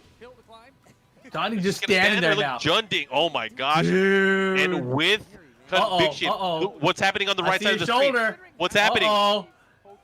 There's a little rock happening. Oh my God. Oh my gosh. Can you believe this? He is starting to speed up. He might fall out of his chair. Look at the crowd. Pokechop, stone face. He is not phased at all, but you got to think about it in his head. He must be thinking, this guy, I can't believe this guy. Oh man, Pokechop, he hella wants to win now. He has to. He has to. I don't know what you call it in this kind of like breakdance competition. He has to clap back. Oh my gosh! He just gave him the you know what? Oh man! Oh man! I can't wait. Here we go. And his G-Corp helipad. There is hearts broken and walls broken on this stage. Who is gonna take it? Let's go, Pokechop. Bring it back. That's the funny part. I remember that part. I don't remember the rest of the match. Yeah. Let me know what happens. Let me know what happens because I am in awe right now because I'm like waiting for their camera view to just pop up again. Honestly, when Junding is playing like this though, when he's so confident, this is the best Junding. Oh yeah. And right now, I don't think he's phased by Pokechop. He's not. He has no fear of the Josie matchup or Pokechop. I think. Sure. And he's feeling himself right now. He is definitely feeling himself. And again, at this point in time, he was busting everybody, almost everybody. Dude, get it out of here! He should be able to close it out here, Rage Art. Oh wait, he dashed too far. He dashed too far. What a joke! You can't even see his head anymore. His head rolled back so far that he hit his head on the floor. Oh my gosh! Get ready to fly. I can't believe he did that. Man. Wow. I mean, he did that rest in peace symbol before. I think it might have been for that drop combo. You think I'm gonna land this combo? Yeah, things are not working out for Pokechop, and he gets the big launch going the other way. That was fortunate, though. Yeah, and the pressure. Let's see what happens. Ooh, trying to keep him there, but a clutch hop kick, a hope kick at this point. Another drop? What is going on? Oh my, dude, the rock! It's the Junding rock. It's in his head. Yeah, he's like, he did my dance move better than I did. Now he can't believe it. He's looking at him. He's looking at him. That I would have given a yellow card. I would have definitely given a yellow card there. That is taunting. He did it only with his eyes. Bro, whoever the cameraman was for this event, I gotta give it up for them. Mad props. And the speed production too to even go to that shot right there. Yeah, I think it's the same guy doing the stream for us right now. I think it's the same guy. Oh my God, rock back, baby, let's go. Oh my God, dude. This battle, can we just watch these guys play? Oh my God, the hop kick. Let's get the player cam in full screen, the game in the small window, you know? Yeah, how about that? Let's switch it up. Oh, the spring kick. And again, that's a very, very risky spring kick as well on the side of Eddie, just because he's in a back turn state afterwards. Obviously, a little bit quicker. What's he going to do? Oh, he wasn't ready. Damn. He was not ready. All smiles here, but look at this. Look at this. Junding moving on. Definitely feeling himself for this one. Oh, man. Hey, but Pokechop had that. He won every round. He lost the drop combos. That's exactly what it was. For me, he had a moment in that last match where he was supposed to do the Rage Art, obviously dropped it.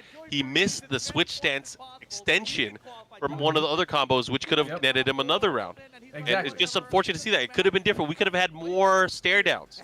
That would have been such a funner set if Pokechop had won and hit those combos. But yeah, still, as you mentioned, Jonding gets the win, moves on into the bracket on the loser side. Going to be going up against Equinox's Joey Fury on the loser side in our top 4. But on the winner side, you still got that Jimmy J. Tran versus Anakin match. Yeah, we're down to our final 4, and again, only one of these 4 players will be getting all those coveted TWT points. I don't even remember how many points we gave out in this year, but it was obviously a lot. It was important. Yeah, I want to say it's always 300 points for first. I don't know if that's true or not, but that's all my brain's thinking right now. Is it 300 points total per event? You ain't wrong. I'm just going to nod my head. All right, nailed it. Oh, man. All right, looks like John Ding going to be moving off, which means we'll probably go into the winner's final next. I think. That's my assumption. It would be my assumption as well, just because usually we don't let the players play back-to-back like that. We try to give them breaks in between.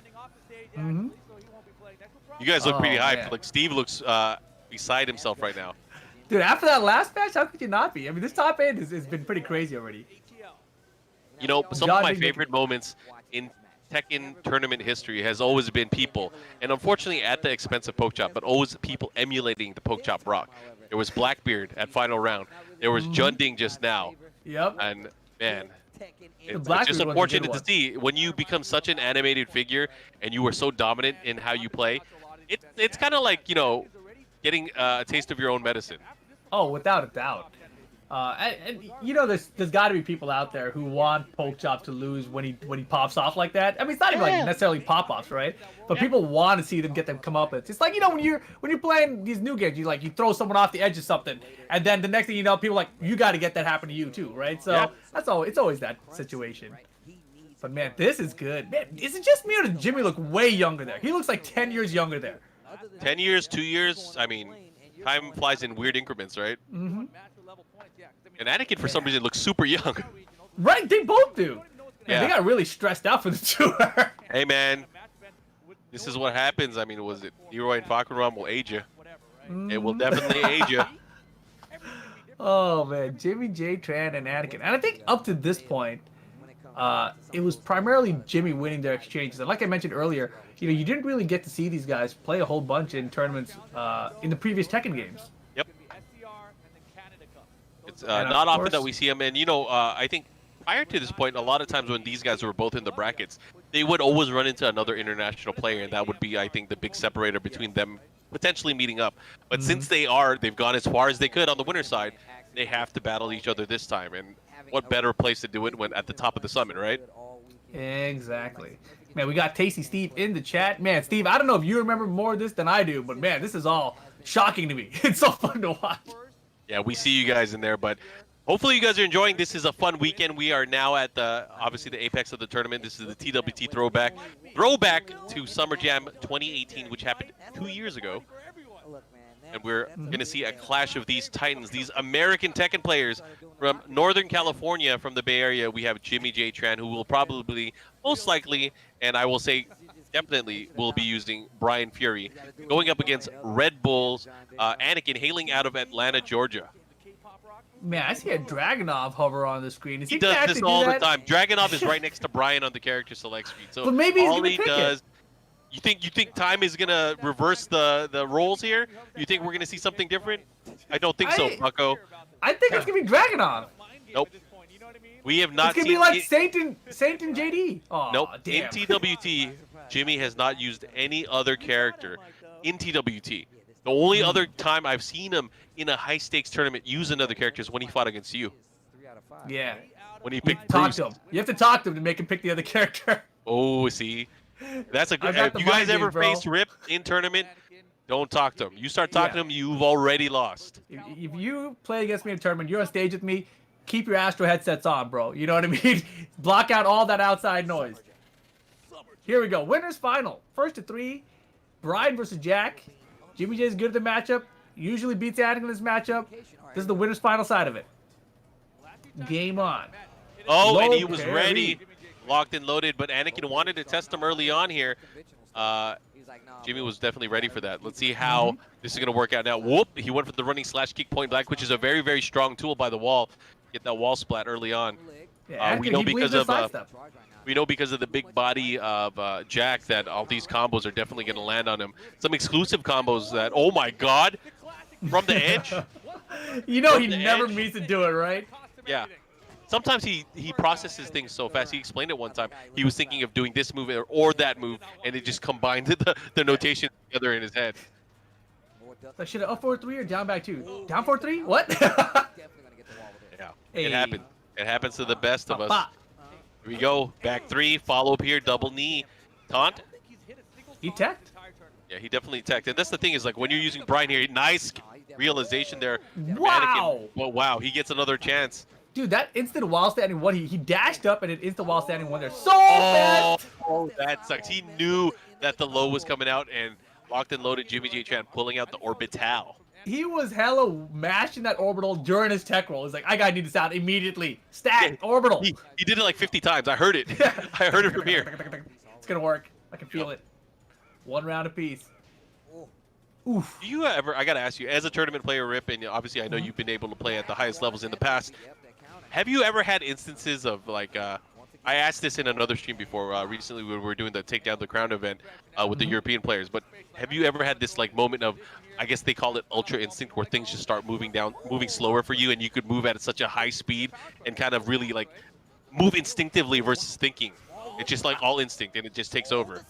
Oh my god, it's slow-mo. Like, well, what I was going to add to that was, you know, I don't think that time ever like slowed down and I feel like I can respond to everything. Yeah. But just everything goes my way. Like, and I'm just in the zone where I know that whatever I do, it's the correct thing to do. Like, you know? like even like things like I've seen you do some crazy things before where you would be point blank in someone's face and they would go for a jab, and it wasn't even like a bait. You would like react to a jab sometimes. Oh, and yeah. I've seen that, and you know, a lot of people say it's almost impossible to be able to react to that kind of stuff. But when players are on point, they could be on point. Let me tell you about this. So you know how everyone recently was on social media posting out that reaction time test thing? Yeah. Right. So I was looking at that, and I actually playing with it all week. And there's something about anticipation, right? Oh, yeah. And so when you anticipate it and you're totally ready for it, you can react way faster. Like, my average time, I think, is like about like 150, but I can get down to like sometimes 119 or something, right? If I'm anticipating well. So I think that's what actually happens. You're in tournament mode, like, your brain is like ratcheted up to that next level, and you like, he might jab here. And you anticipate the jab, and then boom, instant wall standing too. You know, like, you're so ready for it. Yeah, but so you gotta admit though that it kind of takes a toll on you, right? Oh yeah, it stresses you out. It's draining. It's draining. It's like you feel like you can't do it every time. Oh, without a doubt, I definitely cannot do it every time. It's you have to only use it when you're ready to. It's kind of thing, you know, when you hear people like, this guy's trapped in their car and his mom, she's pregnant, she went and lifted the car up, you know? It's like one of those things. Man, but Jimmy J getting that first game, that was back and forth the whole way through, actually. That was surprising. I thought it was going to be a one-sided blowout, but no, that was close. Yeah. I feel like Anakin at this point hasn't really dug deep into kind of realizing the situation here, because, I mean, Jimmy J Tran, again, up until this point, has been dominant in their sets. He's been really playing the matchup to a T, getting the punishes when he needs to. Obviously, we know one of the few characters that can get a launch punish on Jack's down forward 2. He has the orbital. He has low parry into long combos that lead to the other side of the stage. If he can get the right read or the right step even, he can totally dominate how this is going to work out against Jack, especially in a walled stage. And so far, I mean, it's been tight matches-wise, but Jimmy has always edged it out. So there's going to be a point here where I feel like Anakin's going to wake up and start changing things up. Yeah, it's really interesting to watch this back now, knowing how things go later, you know? Like, I feel like this was one of the turning points. Oh, yeah. Nice. Look at that. And the use, and I would say the use of the way that Anakin is using, even though he's gotten crushed, even though he's gotten low parried, even though it's been blocked, the way he uses the lows and the way he times the lows and kind of traps his opponent's movement is what's key in the matchup that we're going to be seeing. His ability to switch between down back 1, the low kick, and of course from crouch down back one is key. And the way we're gonna see that, I mean, look, he still got hit there. He got clipped, he got comboed, but Anakin's not gonna stray away from the game plan. He is still gonna utilize those lows in such a good way where it's gonna really annoy his opponent. Yeah, Anakin, he's committed to his game plan, right, with Jack. And the thing is, he sets it up for so many rounds, especially in like a first to 3 set where it's so long that eventually that wild standing one's coming out, and you're gonna get caught by it. Yeah. Well, that's the problem too. It's so scary. Like, you know, if that wild standing one hits, he's not only gonna take damage off you, he's gonna take you to the wall. But I think at this point, when that does hit, it's more mental damage than anything. It's like he got you. You fell into his trap. Yeah, and in this version of the game, you didn't even need the wild standing one. It was the jackhammer right there. Oh yeah. Oh man, look at him just chopping away, and you can see the confidence growing in Anakin just in this game here. Where did the life lead go? And Dude. look at that, 7 golden letters. We got a perfect here on Anakin's side. And if you look at the prior match, Jimmy was in cruise control. Now Jimmy looking like he's gonna have to think it through. He is definitely looking a little. He's taking a pause here, right? As soon as the match ended, he looked to the side. First of all, nobody likes getting perfect and to close out a tournament set or a tournament game, right? So you lose it, you're like perfect. Like, oh crap, okay. There's nothing. You can't be like, okay, I got that. I just made a mistake here. That no, you got your ass kicked, you know. So you got to really go back to the drawing board. Handed to you on a platter. So Jimmy obviously gonna have to think things through here because this is now all tied up here on the winner's side. Again, one of these players will move on to our grand finals where they'll be guaranteed a top 2 finish. But which one is it gonna be? We have the shark-infested waters where we have both Joey Fury and Junding waiting in the loser side. Man, Anakin, you know, we talked about, you know, his RBF earlier, but he just also looks so calm up there. Oh yeah. If you're gonna be RB facing, you also have to be calm, calm and collected. Oh man, Jimmy though to the wall here. Oh no, that was unfortunate. Damn, the mock punch for the power crush. When the opponent's back to the wall, I like the strategy. I wouldn't count out Anakin though. Okay, maybe that round, yeah. Maybe that round, yeah. This is not matching up with what I watched last night.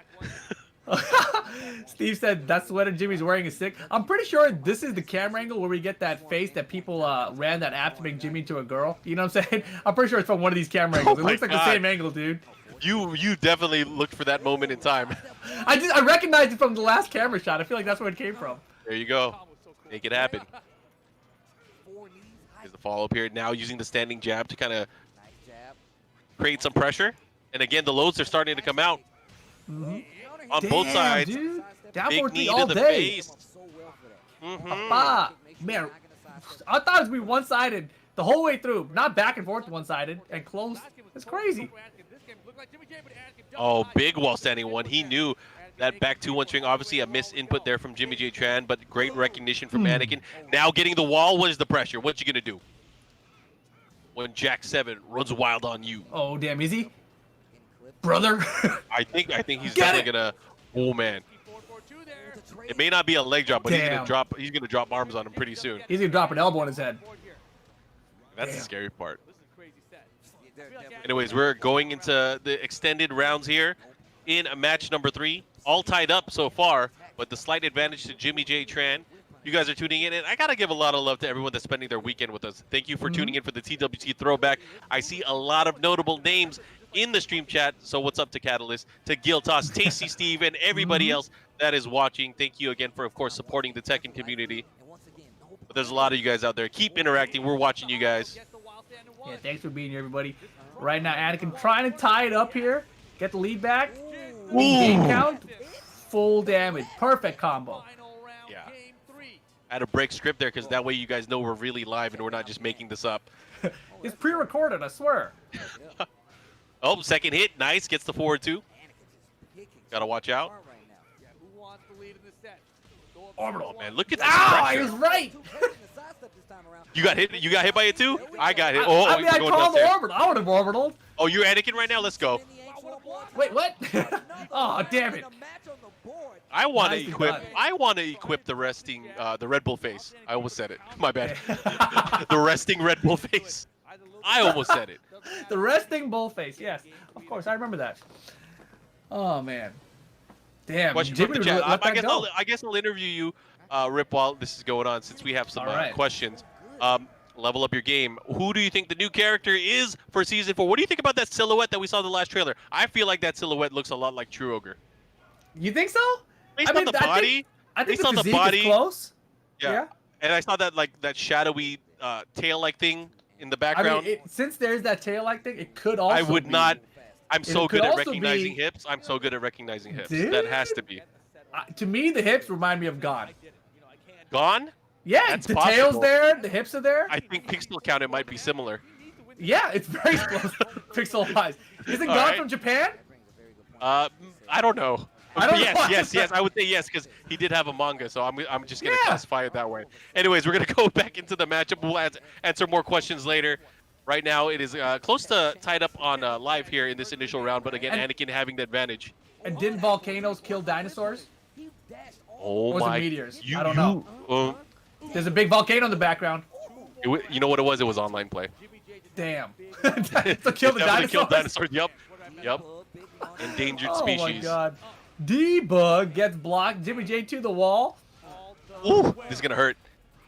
What's the mix-up? No, he goes for the low. And Anakin, he's gonna be fighting out of the corner. Let's see what he does here. Ooh. Never mind. Eat the knees. Done. Jeez. Jeez That hurt. Louise. He ate it straight up. Taunt into back four, which is a just frame pretty much. He's pretty good at those things. You're pretty good. Damn. Nice sidestep there. 4-4-1 is a move I feel like I don't see enough out of Brian players. Oh yeah, and it's so good. I mean, if you think Look about at the damage speed-wise, off it. it being mid as well, and you know, it does not waste your screw either. It puts you into a pure jungle state, a relic of old days. Bound. Yep. Oh my gosh. Is he dead? I mean, how many people No, can no, brag about bounding and screwing in one instance? It's good. It's good. Speaking of It's good, hella Jimmy J good. Tran with the lead right now. But It is made it me freeze enough? up there. That was butt clenching time right there. Someone has Jimmy to do it. J. Oh man, the lows are coming out. Anakin is so good at the way he uses the. Damn! Nope. As soon as So I say good he's using so those good at. balls. I mean, he's so using good, them, but Jimmy's like, I'm not letting you use them He's still anymore. gonna use him. He's still gonna use him. It is not Oh, he gonna is. dissuade him. It's Jimmy, not gonna though- dissuade him at all. And that's the thing, right? Jimmy's not the guy who's gonna use more than one orbital per round. You know? Yeah, he feels icky about it, right? I don't know what he feels. Oh, he was no. ready. He was definitely ready. And look at They that. fixed that We for are Jack. we're gonna go to our final match here in the winners final again. Whoever wins this next match, Rip, is gonna be moving on to our grand finals. Damn, so this is close. 2 games apiece here. Both players thinking it over. Anakin doesn't look as relaxed right now. I'll tell you that much. Look at that, the thinking, the pondering going on the side of Jimmy J Tran. He is definitely doing advanced thermonuclear global timeshare calculations within his mind. Oh man, what stage? Arena stage? Wow. Oh, it's random too. Oh crap. No wonder. Man, this is totally perfect for Jimmy though. Tiny stage with Brian. You want those walls. The walls always help. For Brian, hell yeah. He's got unblockables. Jack's got a big ass body. Big old hips. I like it. Nice haircut too. Yeah, it's clean. It is clean, and you know it's something that I've come to appreciate a lot more during these times is haircuts or lack of them. I've given up on haircuts. I'm done. I'm done. Okay, just let your soul grow. Damn, let my That's what I'm soul doing. grow? Yeah, let it grow. Let it grow out. All right. It it's proves coming you're out. still human. No, the why? duck again. There was no throw coming out There was either. no- yeah, I didn't know what that one was about. It was a Maybe whiff trash? punish. I don't know. He tried to whiff punish breathing. That's what it was. Crazy. Some people are so advanced that they can whiff punish, you know, Woo! vibrations. He thought he was Ultra Jeez, Instinct mode. jeez. Damage. He's Oh gonna my someone's goodness. gonna have to tap into Ultra Instinct. This is going the distance right now between these two. Going the distance. He's going for speed, but he's not that Speed? fast because he's jacked. No, He's they're going definitely very jacked. slow, yeah. Yeah, He's not going for speed. he's pretty good for a big robot, though. I'll tell you that. Damn, and look, he called out the orbital there. Stuck on multiple jabs, baiting Jimmy into it, and perfect for Anakin. One more round to close out the set. Nice. Jackhammer. Can't matter. Looking good for Anakin. He went for the volcano buster. Uh-oh, get it out of here. And Anakin, he started that dash, that forward dash, just like pressure Jimmy, and Jimmy's like, nah, I ain't having it. It's not done yet. Oh, he's gonna keep him there. What's gonna happen? A big counter hit. This is huge. because he's going to get some decent positioning here. Is he going to get the wall, though? That's the No, question. no, He no, no, misses no. it. Uh-oh. I knew he was going to drop early. Oh, he He's tried dead. to orbital. It would have been the right read if it was low, but it was not. And someone is popping off in the crowd. Someone is way popping off in the crowd. Damn, Anakin gets able done. to take it. Winner's side of the grand finals. Congratulations. That smile cracked out of him right there, too. Yeah, and that was back and forth. But, you know, I got to say, you know, that... You know, Jimmy, I was talking about how he's not the kind of player to throw out Orbital more than once, but Orbital really got him killed in that set. When you look back at a couple of the key rounds there, was Anakin stopping him from doing the Orbital. Yeah, it was good stuff. And, of course, we're going to see Anakin a little bit later on as he is now resting, sitting pretty, I would say, in our grand finals. But, again, if you guys are tuning in, lots of love to you guys. I got to give love to our sponsors as well. Lots of love to Astro Gaming, the official headset and mix amp of the TWT Throwback. And, you know, this year, obviously extending their partnership and their products to us, the casters. We're rocking their awesome Astro TR main stage headset. And we're going to help bring the hype here from home. So shout outs to Astro again for their innovative designs and, of course, always supporting the fighting game community.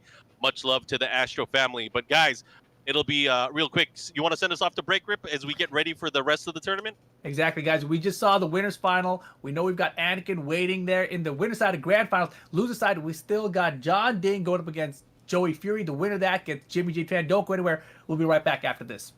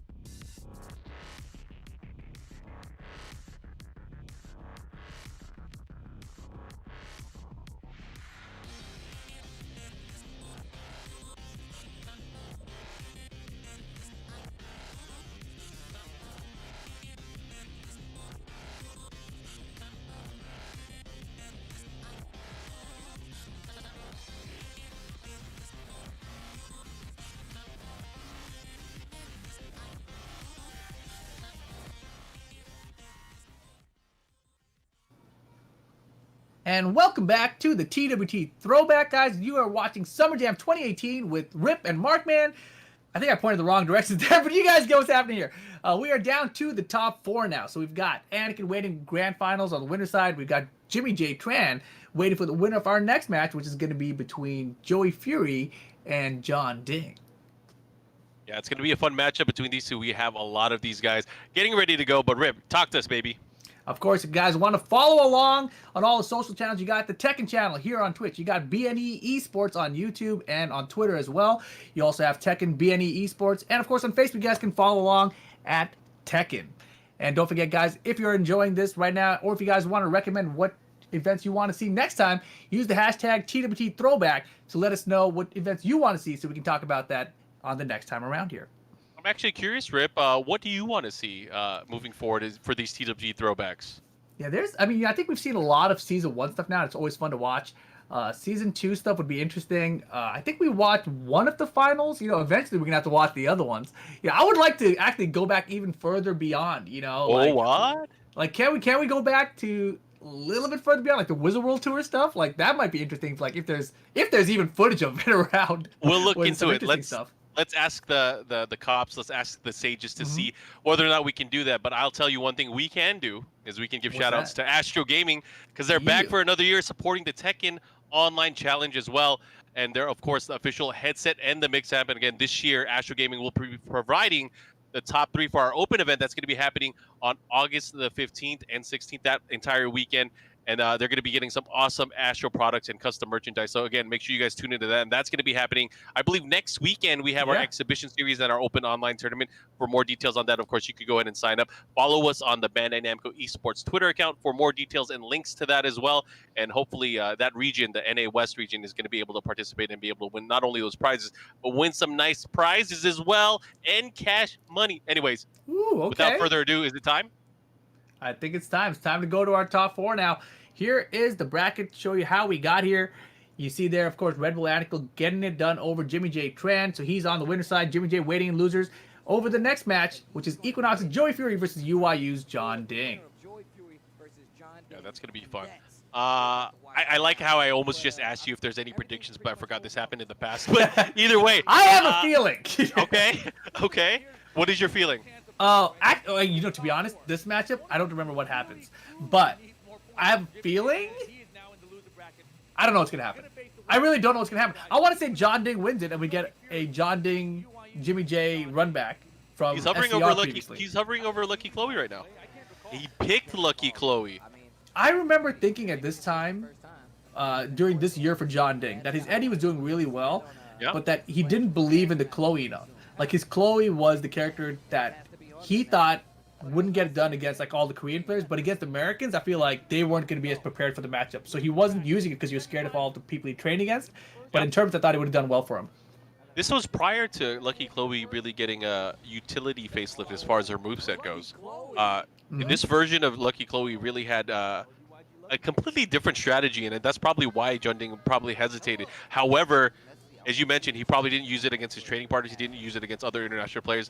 But against American players, we did see him use Lucky Chloe time and again. He used them against Jimmy J. Tran at SCR earlier that year, and now using him against Joey Fury. So I wonder how this is, of course, going to play out. But as we start the match, any thoughts in the chat, any in the crowd? Who do you guys think? Don't cheat. Don't look ahead. Don't cheat. Who do you guys think is going to take it? Let's get a live reaction. ducks the high. And no, here's the thing, right? Lucky Chloe, she's got a ton of really good low pokes. So Joey, immediately he got the low parry started the round. Next time Johnny went high, Joey Fear was still ducking because he was going for maybe another low parry and got the launch of the wall standing one. So perfect for Joey Fear to start off here against John Ding's Lucky Chloe. I mean, that'll teach you to get lucky, right? Oh my gosh! And you see, that's the thing is like John Ding might not be used to sidestepping. He sidestepped right into that down forward too. He's like, I can He's move. probably not used to it. Yeah, he's used to the Jenga, the back and forth sway that Eddie has. Damn it. Man, you know, that just frame, everyone says it's pretty easy in terms of just frame, right? It's not like a Tekken 4 just frame or something. But I still drop it. And for a player to go from one character to another and still hit that perfectly, I feel like that's so impressive. It's a technical, I guess it's a level of technical artistry that I feel like we don't get to appreciate it as much nowadays, right? It's just how technical a lot of these things that a lot of the players do. Oh, like, yeah, I mean... One of the things that I see all the time is like when someone is able to backdash point blank and create space and land, one of the, slower launchers, I always think that's super sick. And that's something I really love seeing in Tekken. Oh, without a doubt, man. And, like a lot of the stuff right now, I think it's primarily because of rage, right? Like you see these rage comebacks where there's just so much damage. You don't really consider the difficulty for a lot of them. And, as well, like some of the DLC characters, they just have gotten easier and easier in terms of execution. So you don't really get to appreciate like the really technical stuff that a lot of other characters have to do. That's not going to work. Damn, he's going to answer back with a rage art of his own. Yeah, and he's not even going to finish rage art.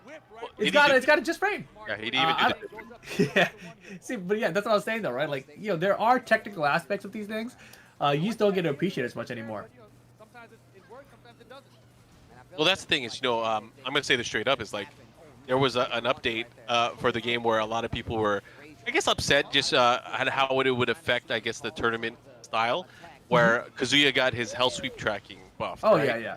Yeah, and I think a lot of people have talked about this, but obviously it shows that they wanted people to play Mishimas, right? It shows that they wanted more people to be able to utilize them or experiment with them or be able to play them at the high level. And I kind of miss that because I like seeing technical characters, especially when it comes to movement. For me, seeing movement and ways players move in and out is the kind of stuff I like to see Tekken. And I mean, that's how I grew up on Tekken, at least on the competitive side, is seeing how well someone is able to move and outperform their opponent. Yeah, it's interesting you brought it up in that way, right? Because I feel like a lot of people don't look at it in that way. Like, you brought it up in a sense of, like, they want players to use this character more. Other people looked at it in a way of, like, why would you give this character this tool when, XYZ about the game's balance, right? So it's a totally different way of looking at how to approach the balance. But John Ding, I didn't expect that to happen. I did not. It was close. The way that started, Joey Fear with the perfect, I thought he had it. But, man, John Ding really turned things around there. And you can see he's a little bit stressed out right now. It's still 1-2 at this point in the tournament. Yeah, going back for advice, Rip, what kind of advice do you have? Honestly, I was talking so much about the Kazuya stuff, I don't really have advice from him. I would say, do what you're doing in the first round, and don't let that dissuade you from whatever you're planning to do afterwards. Or what pick a bad Paul. answer. Or pick Paul. You always try to get people to pick a character that might get them in trouble, but I respect it. Man, that Paul, look at Paul him. is sick, yeah. John Ding approves of your feedback there. He's like, yeah, he ain't gonna use Paul. Again, if guys, use thanks Paul, for... I might be in trouble. Yeah, that is definitely trouble. But again, guys, thanks for tuning in on the chat. We see you out there. Shout out to Z, the CEO. I know he's a very active member of the Tekken community, especially with Tekken Gamer. Sending you lots of love. I know there's a lot going on. But for everyone that may be having difficult times ahead, hopefully you guys are feeling better and staying safe. That's the important thing. So as we wrap up the end of this top 8, just want you guys to know until we do more of these Tekken World Tour throwbacks that you guys hopefully are doing well, and we wish the best for everybody. All right. And he does not pick the Phoenix. I'm a little disappointed. I'm not going to lie. But we get another Jack match for game 2 here. Yep. Well, I mean, he's going to stay. We got to say, I mean, like, in a situation like this, because it's not extended sets yet, we're not yet at the losers final. Wait, is this losers final? No, it's not. It's not losers final. No, so sir. you only have 2 out of 3. So he would have been locked in if he had picked Paul. So that might have been maybe an issue for him. But could be. He wants to pick his strongest character, and I feel like he did the right thing there. Yeah, and it looks like he's stopping the low parries. Like in the first round, he went for a lot of low parries or just anticipating on the lows. But this time, it seems like he stopped that for whatever happened in the rest of the first game. But man, doesn't matter. Gets the round anyway. Yeah, and that's the thing is like we've seen moments of brilliance where he really outplays his opponent here, really looking for these hits that count. But again, John Ding has been slowly just creeping his way out, getting the right pokes, getting the right hits, kind of I don't want to even say it, but I mean, I feel like he's out gimmicking his opponent right now. It feels like he's utilizing the knowledge maybe, or the lack of knowledge maybe, of the matchup that Joey Fury has in his advantage. Nice. While standing to Just Ray, which we rarely see from Lucky Chloe. I honestly forgot she had that just frame. It's like a lot of people do, because like, why would you do that, right? Mm-hmm. But it does do more damage than just, you know, doing the hot kick. So, damn, he definitely ran a up and Chloe did the player. drive. Wow, ran up, does the blue stuff out of nowhere. That was a really good use of the rage drive, I guess. You know, rage drive for Lucky Chloe is a weird one for me. I don't know how it's supposed to be used, but Johnny's like, this is how you use it. You just run up and hit the buttons. Just use it. I mean, that's the thing with rage drives. I mean, for the most part, a lot of rage drives are the ability to, on offensively, at least on block, is to keep the pressure on your opponent for a lot of them, right? Mm-hmm.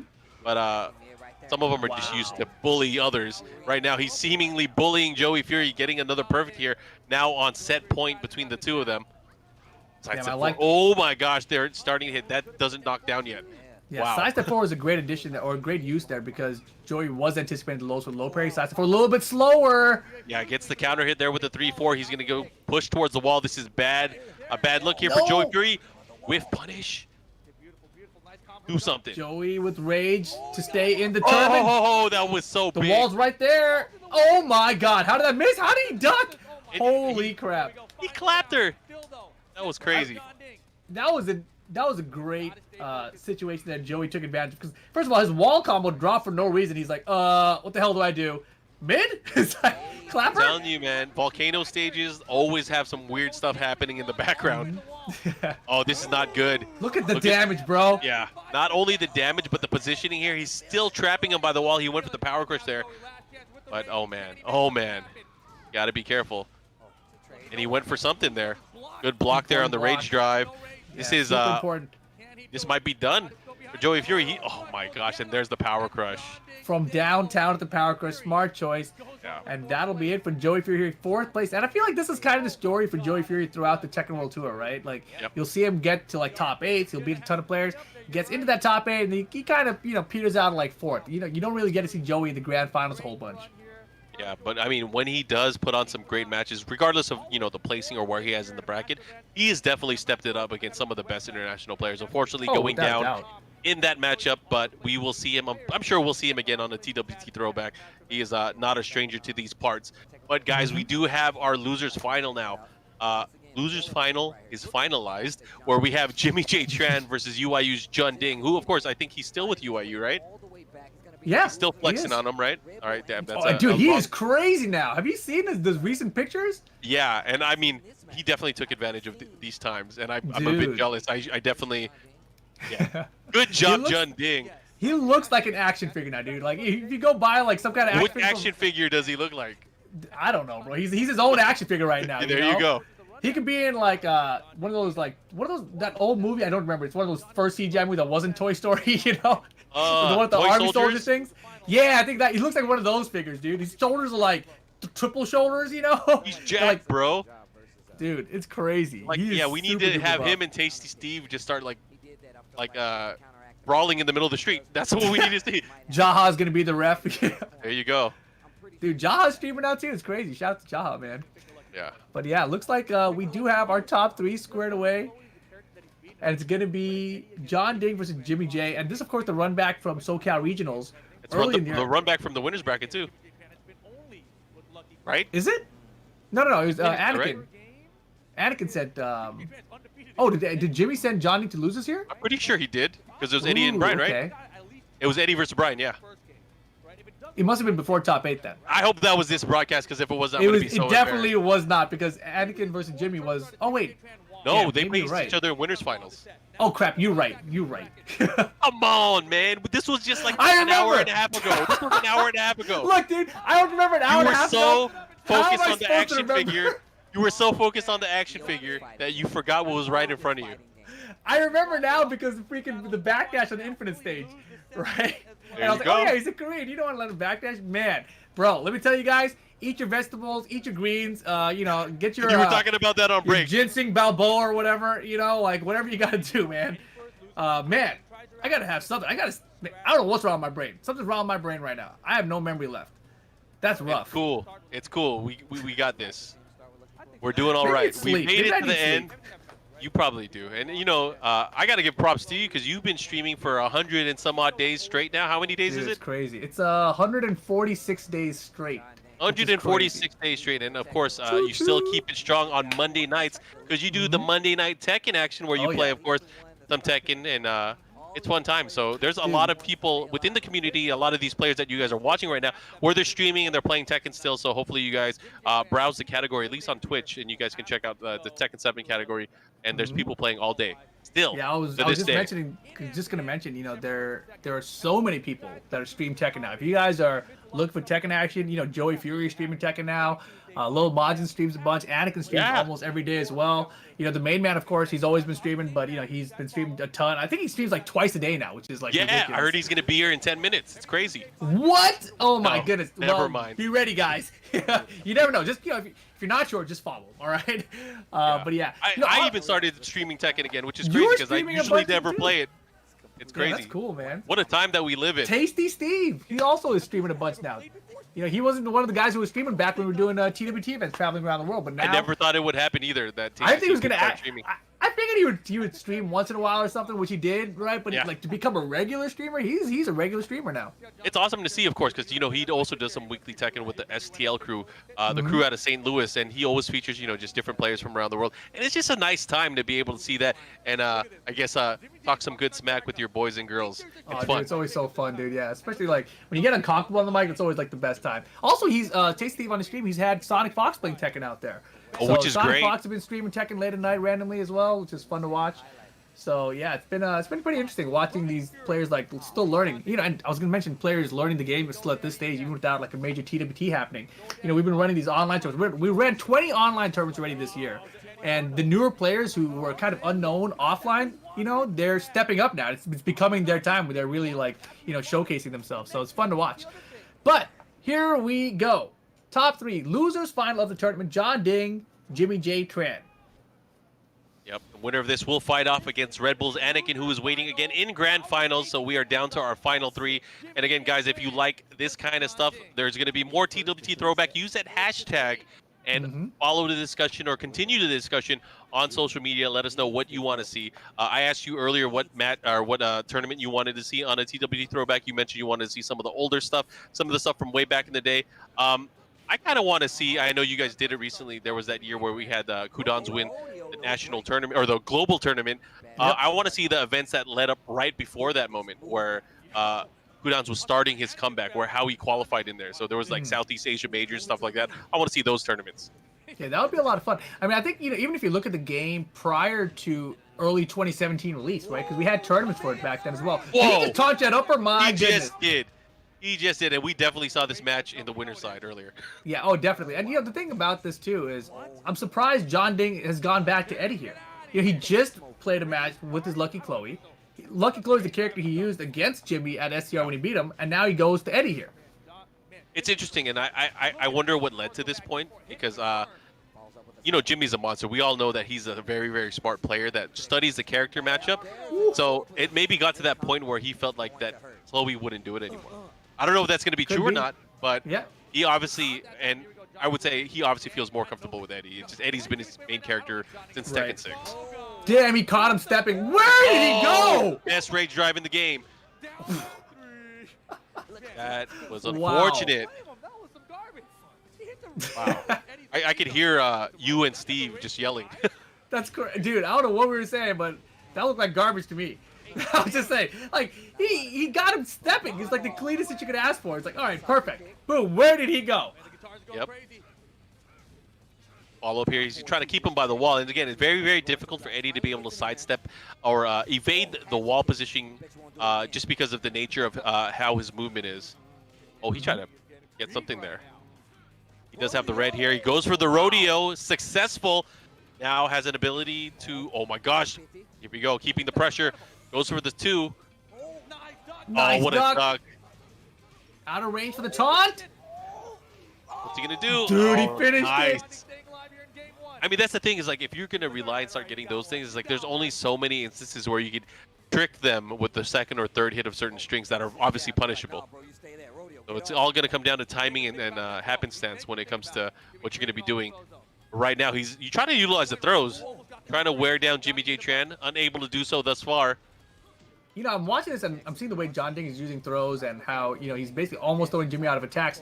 And that's one of the changes of Tekken 7 I wish they would revert. I want to be able to throw people when they do their attacks. I don't want to get counter hit for doing a throw. Yeah, that is a big change that's happened in the 7 series. Oh, here we go. Trying to keep him there. He's going to have to be very careful. Obviously, he now has Brian back to the wall. Jun Ding in a better position earlier than he was. He does have a slight life lead as well, looking to tie it up on rounds. Time is a wasting, though. Close to 10 seconds left. He knows he's got the life lead here. As long as he doesn't get caught by anything big. Rage mode now. I love it. He takes advantage. He's just going to chill. Just going to chill. Not going to risk anything. Oh, gosh. Yeah. Nice. And I think the important thing in this matchup, especially just because, you know, Eddie's lack or his ability to not be able to sidestep or sidewalk so freely to dodge attacks is how he's going to use the jab. And, oh, unfortunately, he got clipped there. But I think I know you and JDCR and many other players have probably had this conversation in the past, but the jab is probably one of the strongest tools in all of Tekken historically. Yeah, you know what's very interesting to me about this final round? Is that going to hit? It is. It does. You never know with John Ding's rage arts. Yeah. His rage, his choice, his usage of rage, I would say. All right, he's going to push out of the wall. Let's see what he does. Oh, be careful. Oh, be careful again. Damn, down back two to close it out. And the interesting thing to me about that final round of that game, you know, Jimmy started with Orbital. In the final round of their first set, Jimmy started with Orbital, and Johnny was waiting and got that, you know, Corsica forward 3, I think it is, launcher with Eddie. Yeah. Right away, right for the whiff punch to start of the round. This time, John Ding was swinging to start the round. Jimmy still did Orbital and got the launcher. So, you know, John Ding had the read right the first time around, and Jimmy committed to it anyway. That's the thing. Is that Orbital is one of those moves where people throw it out because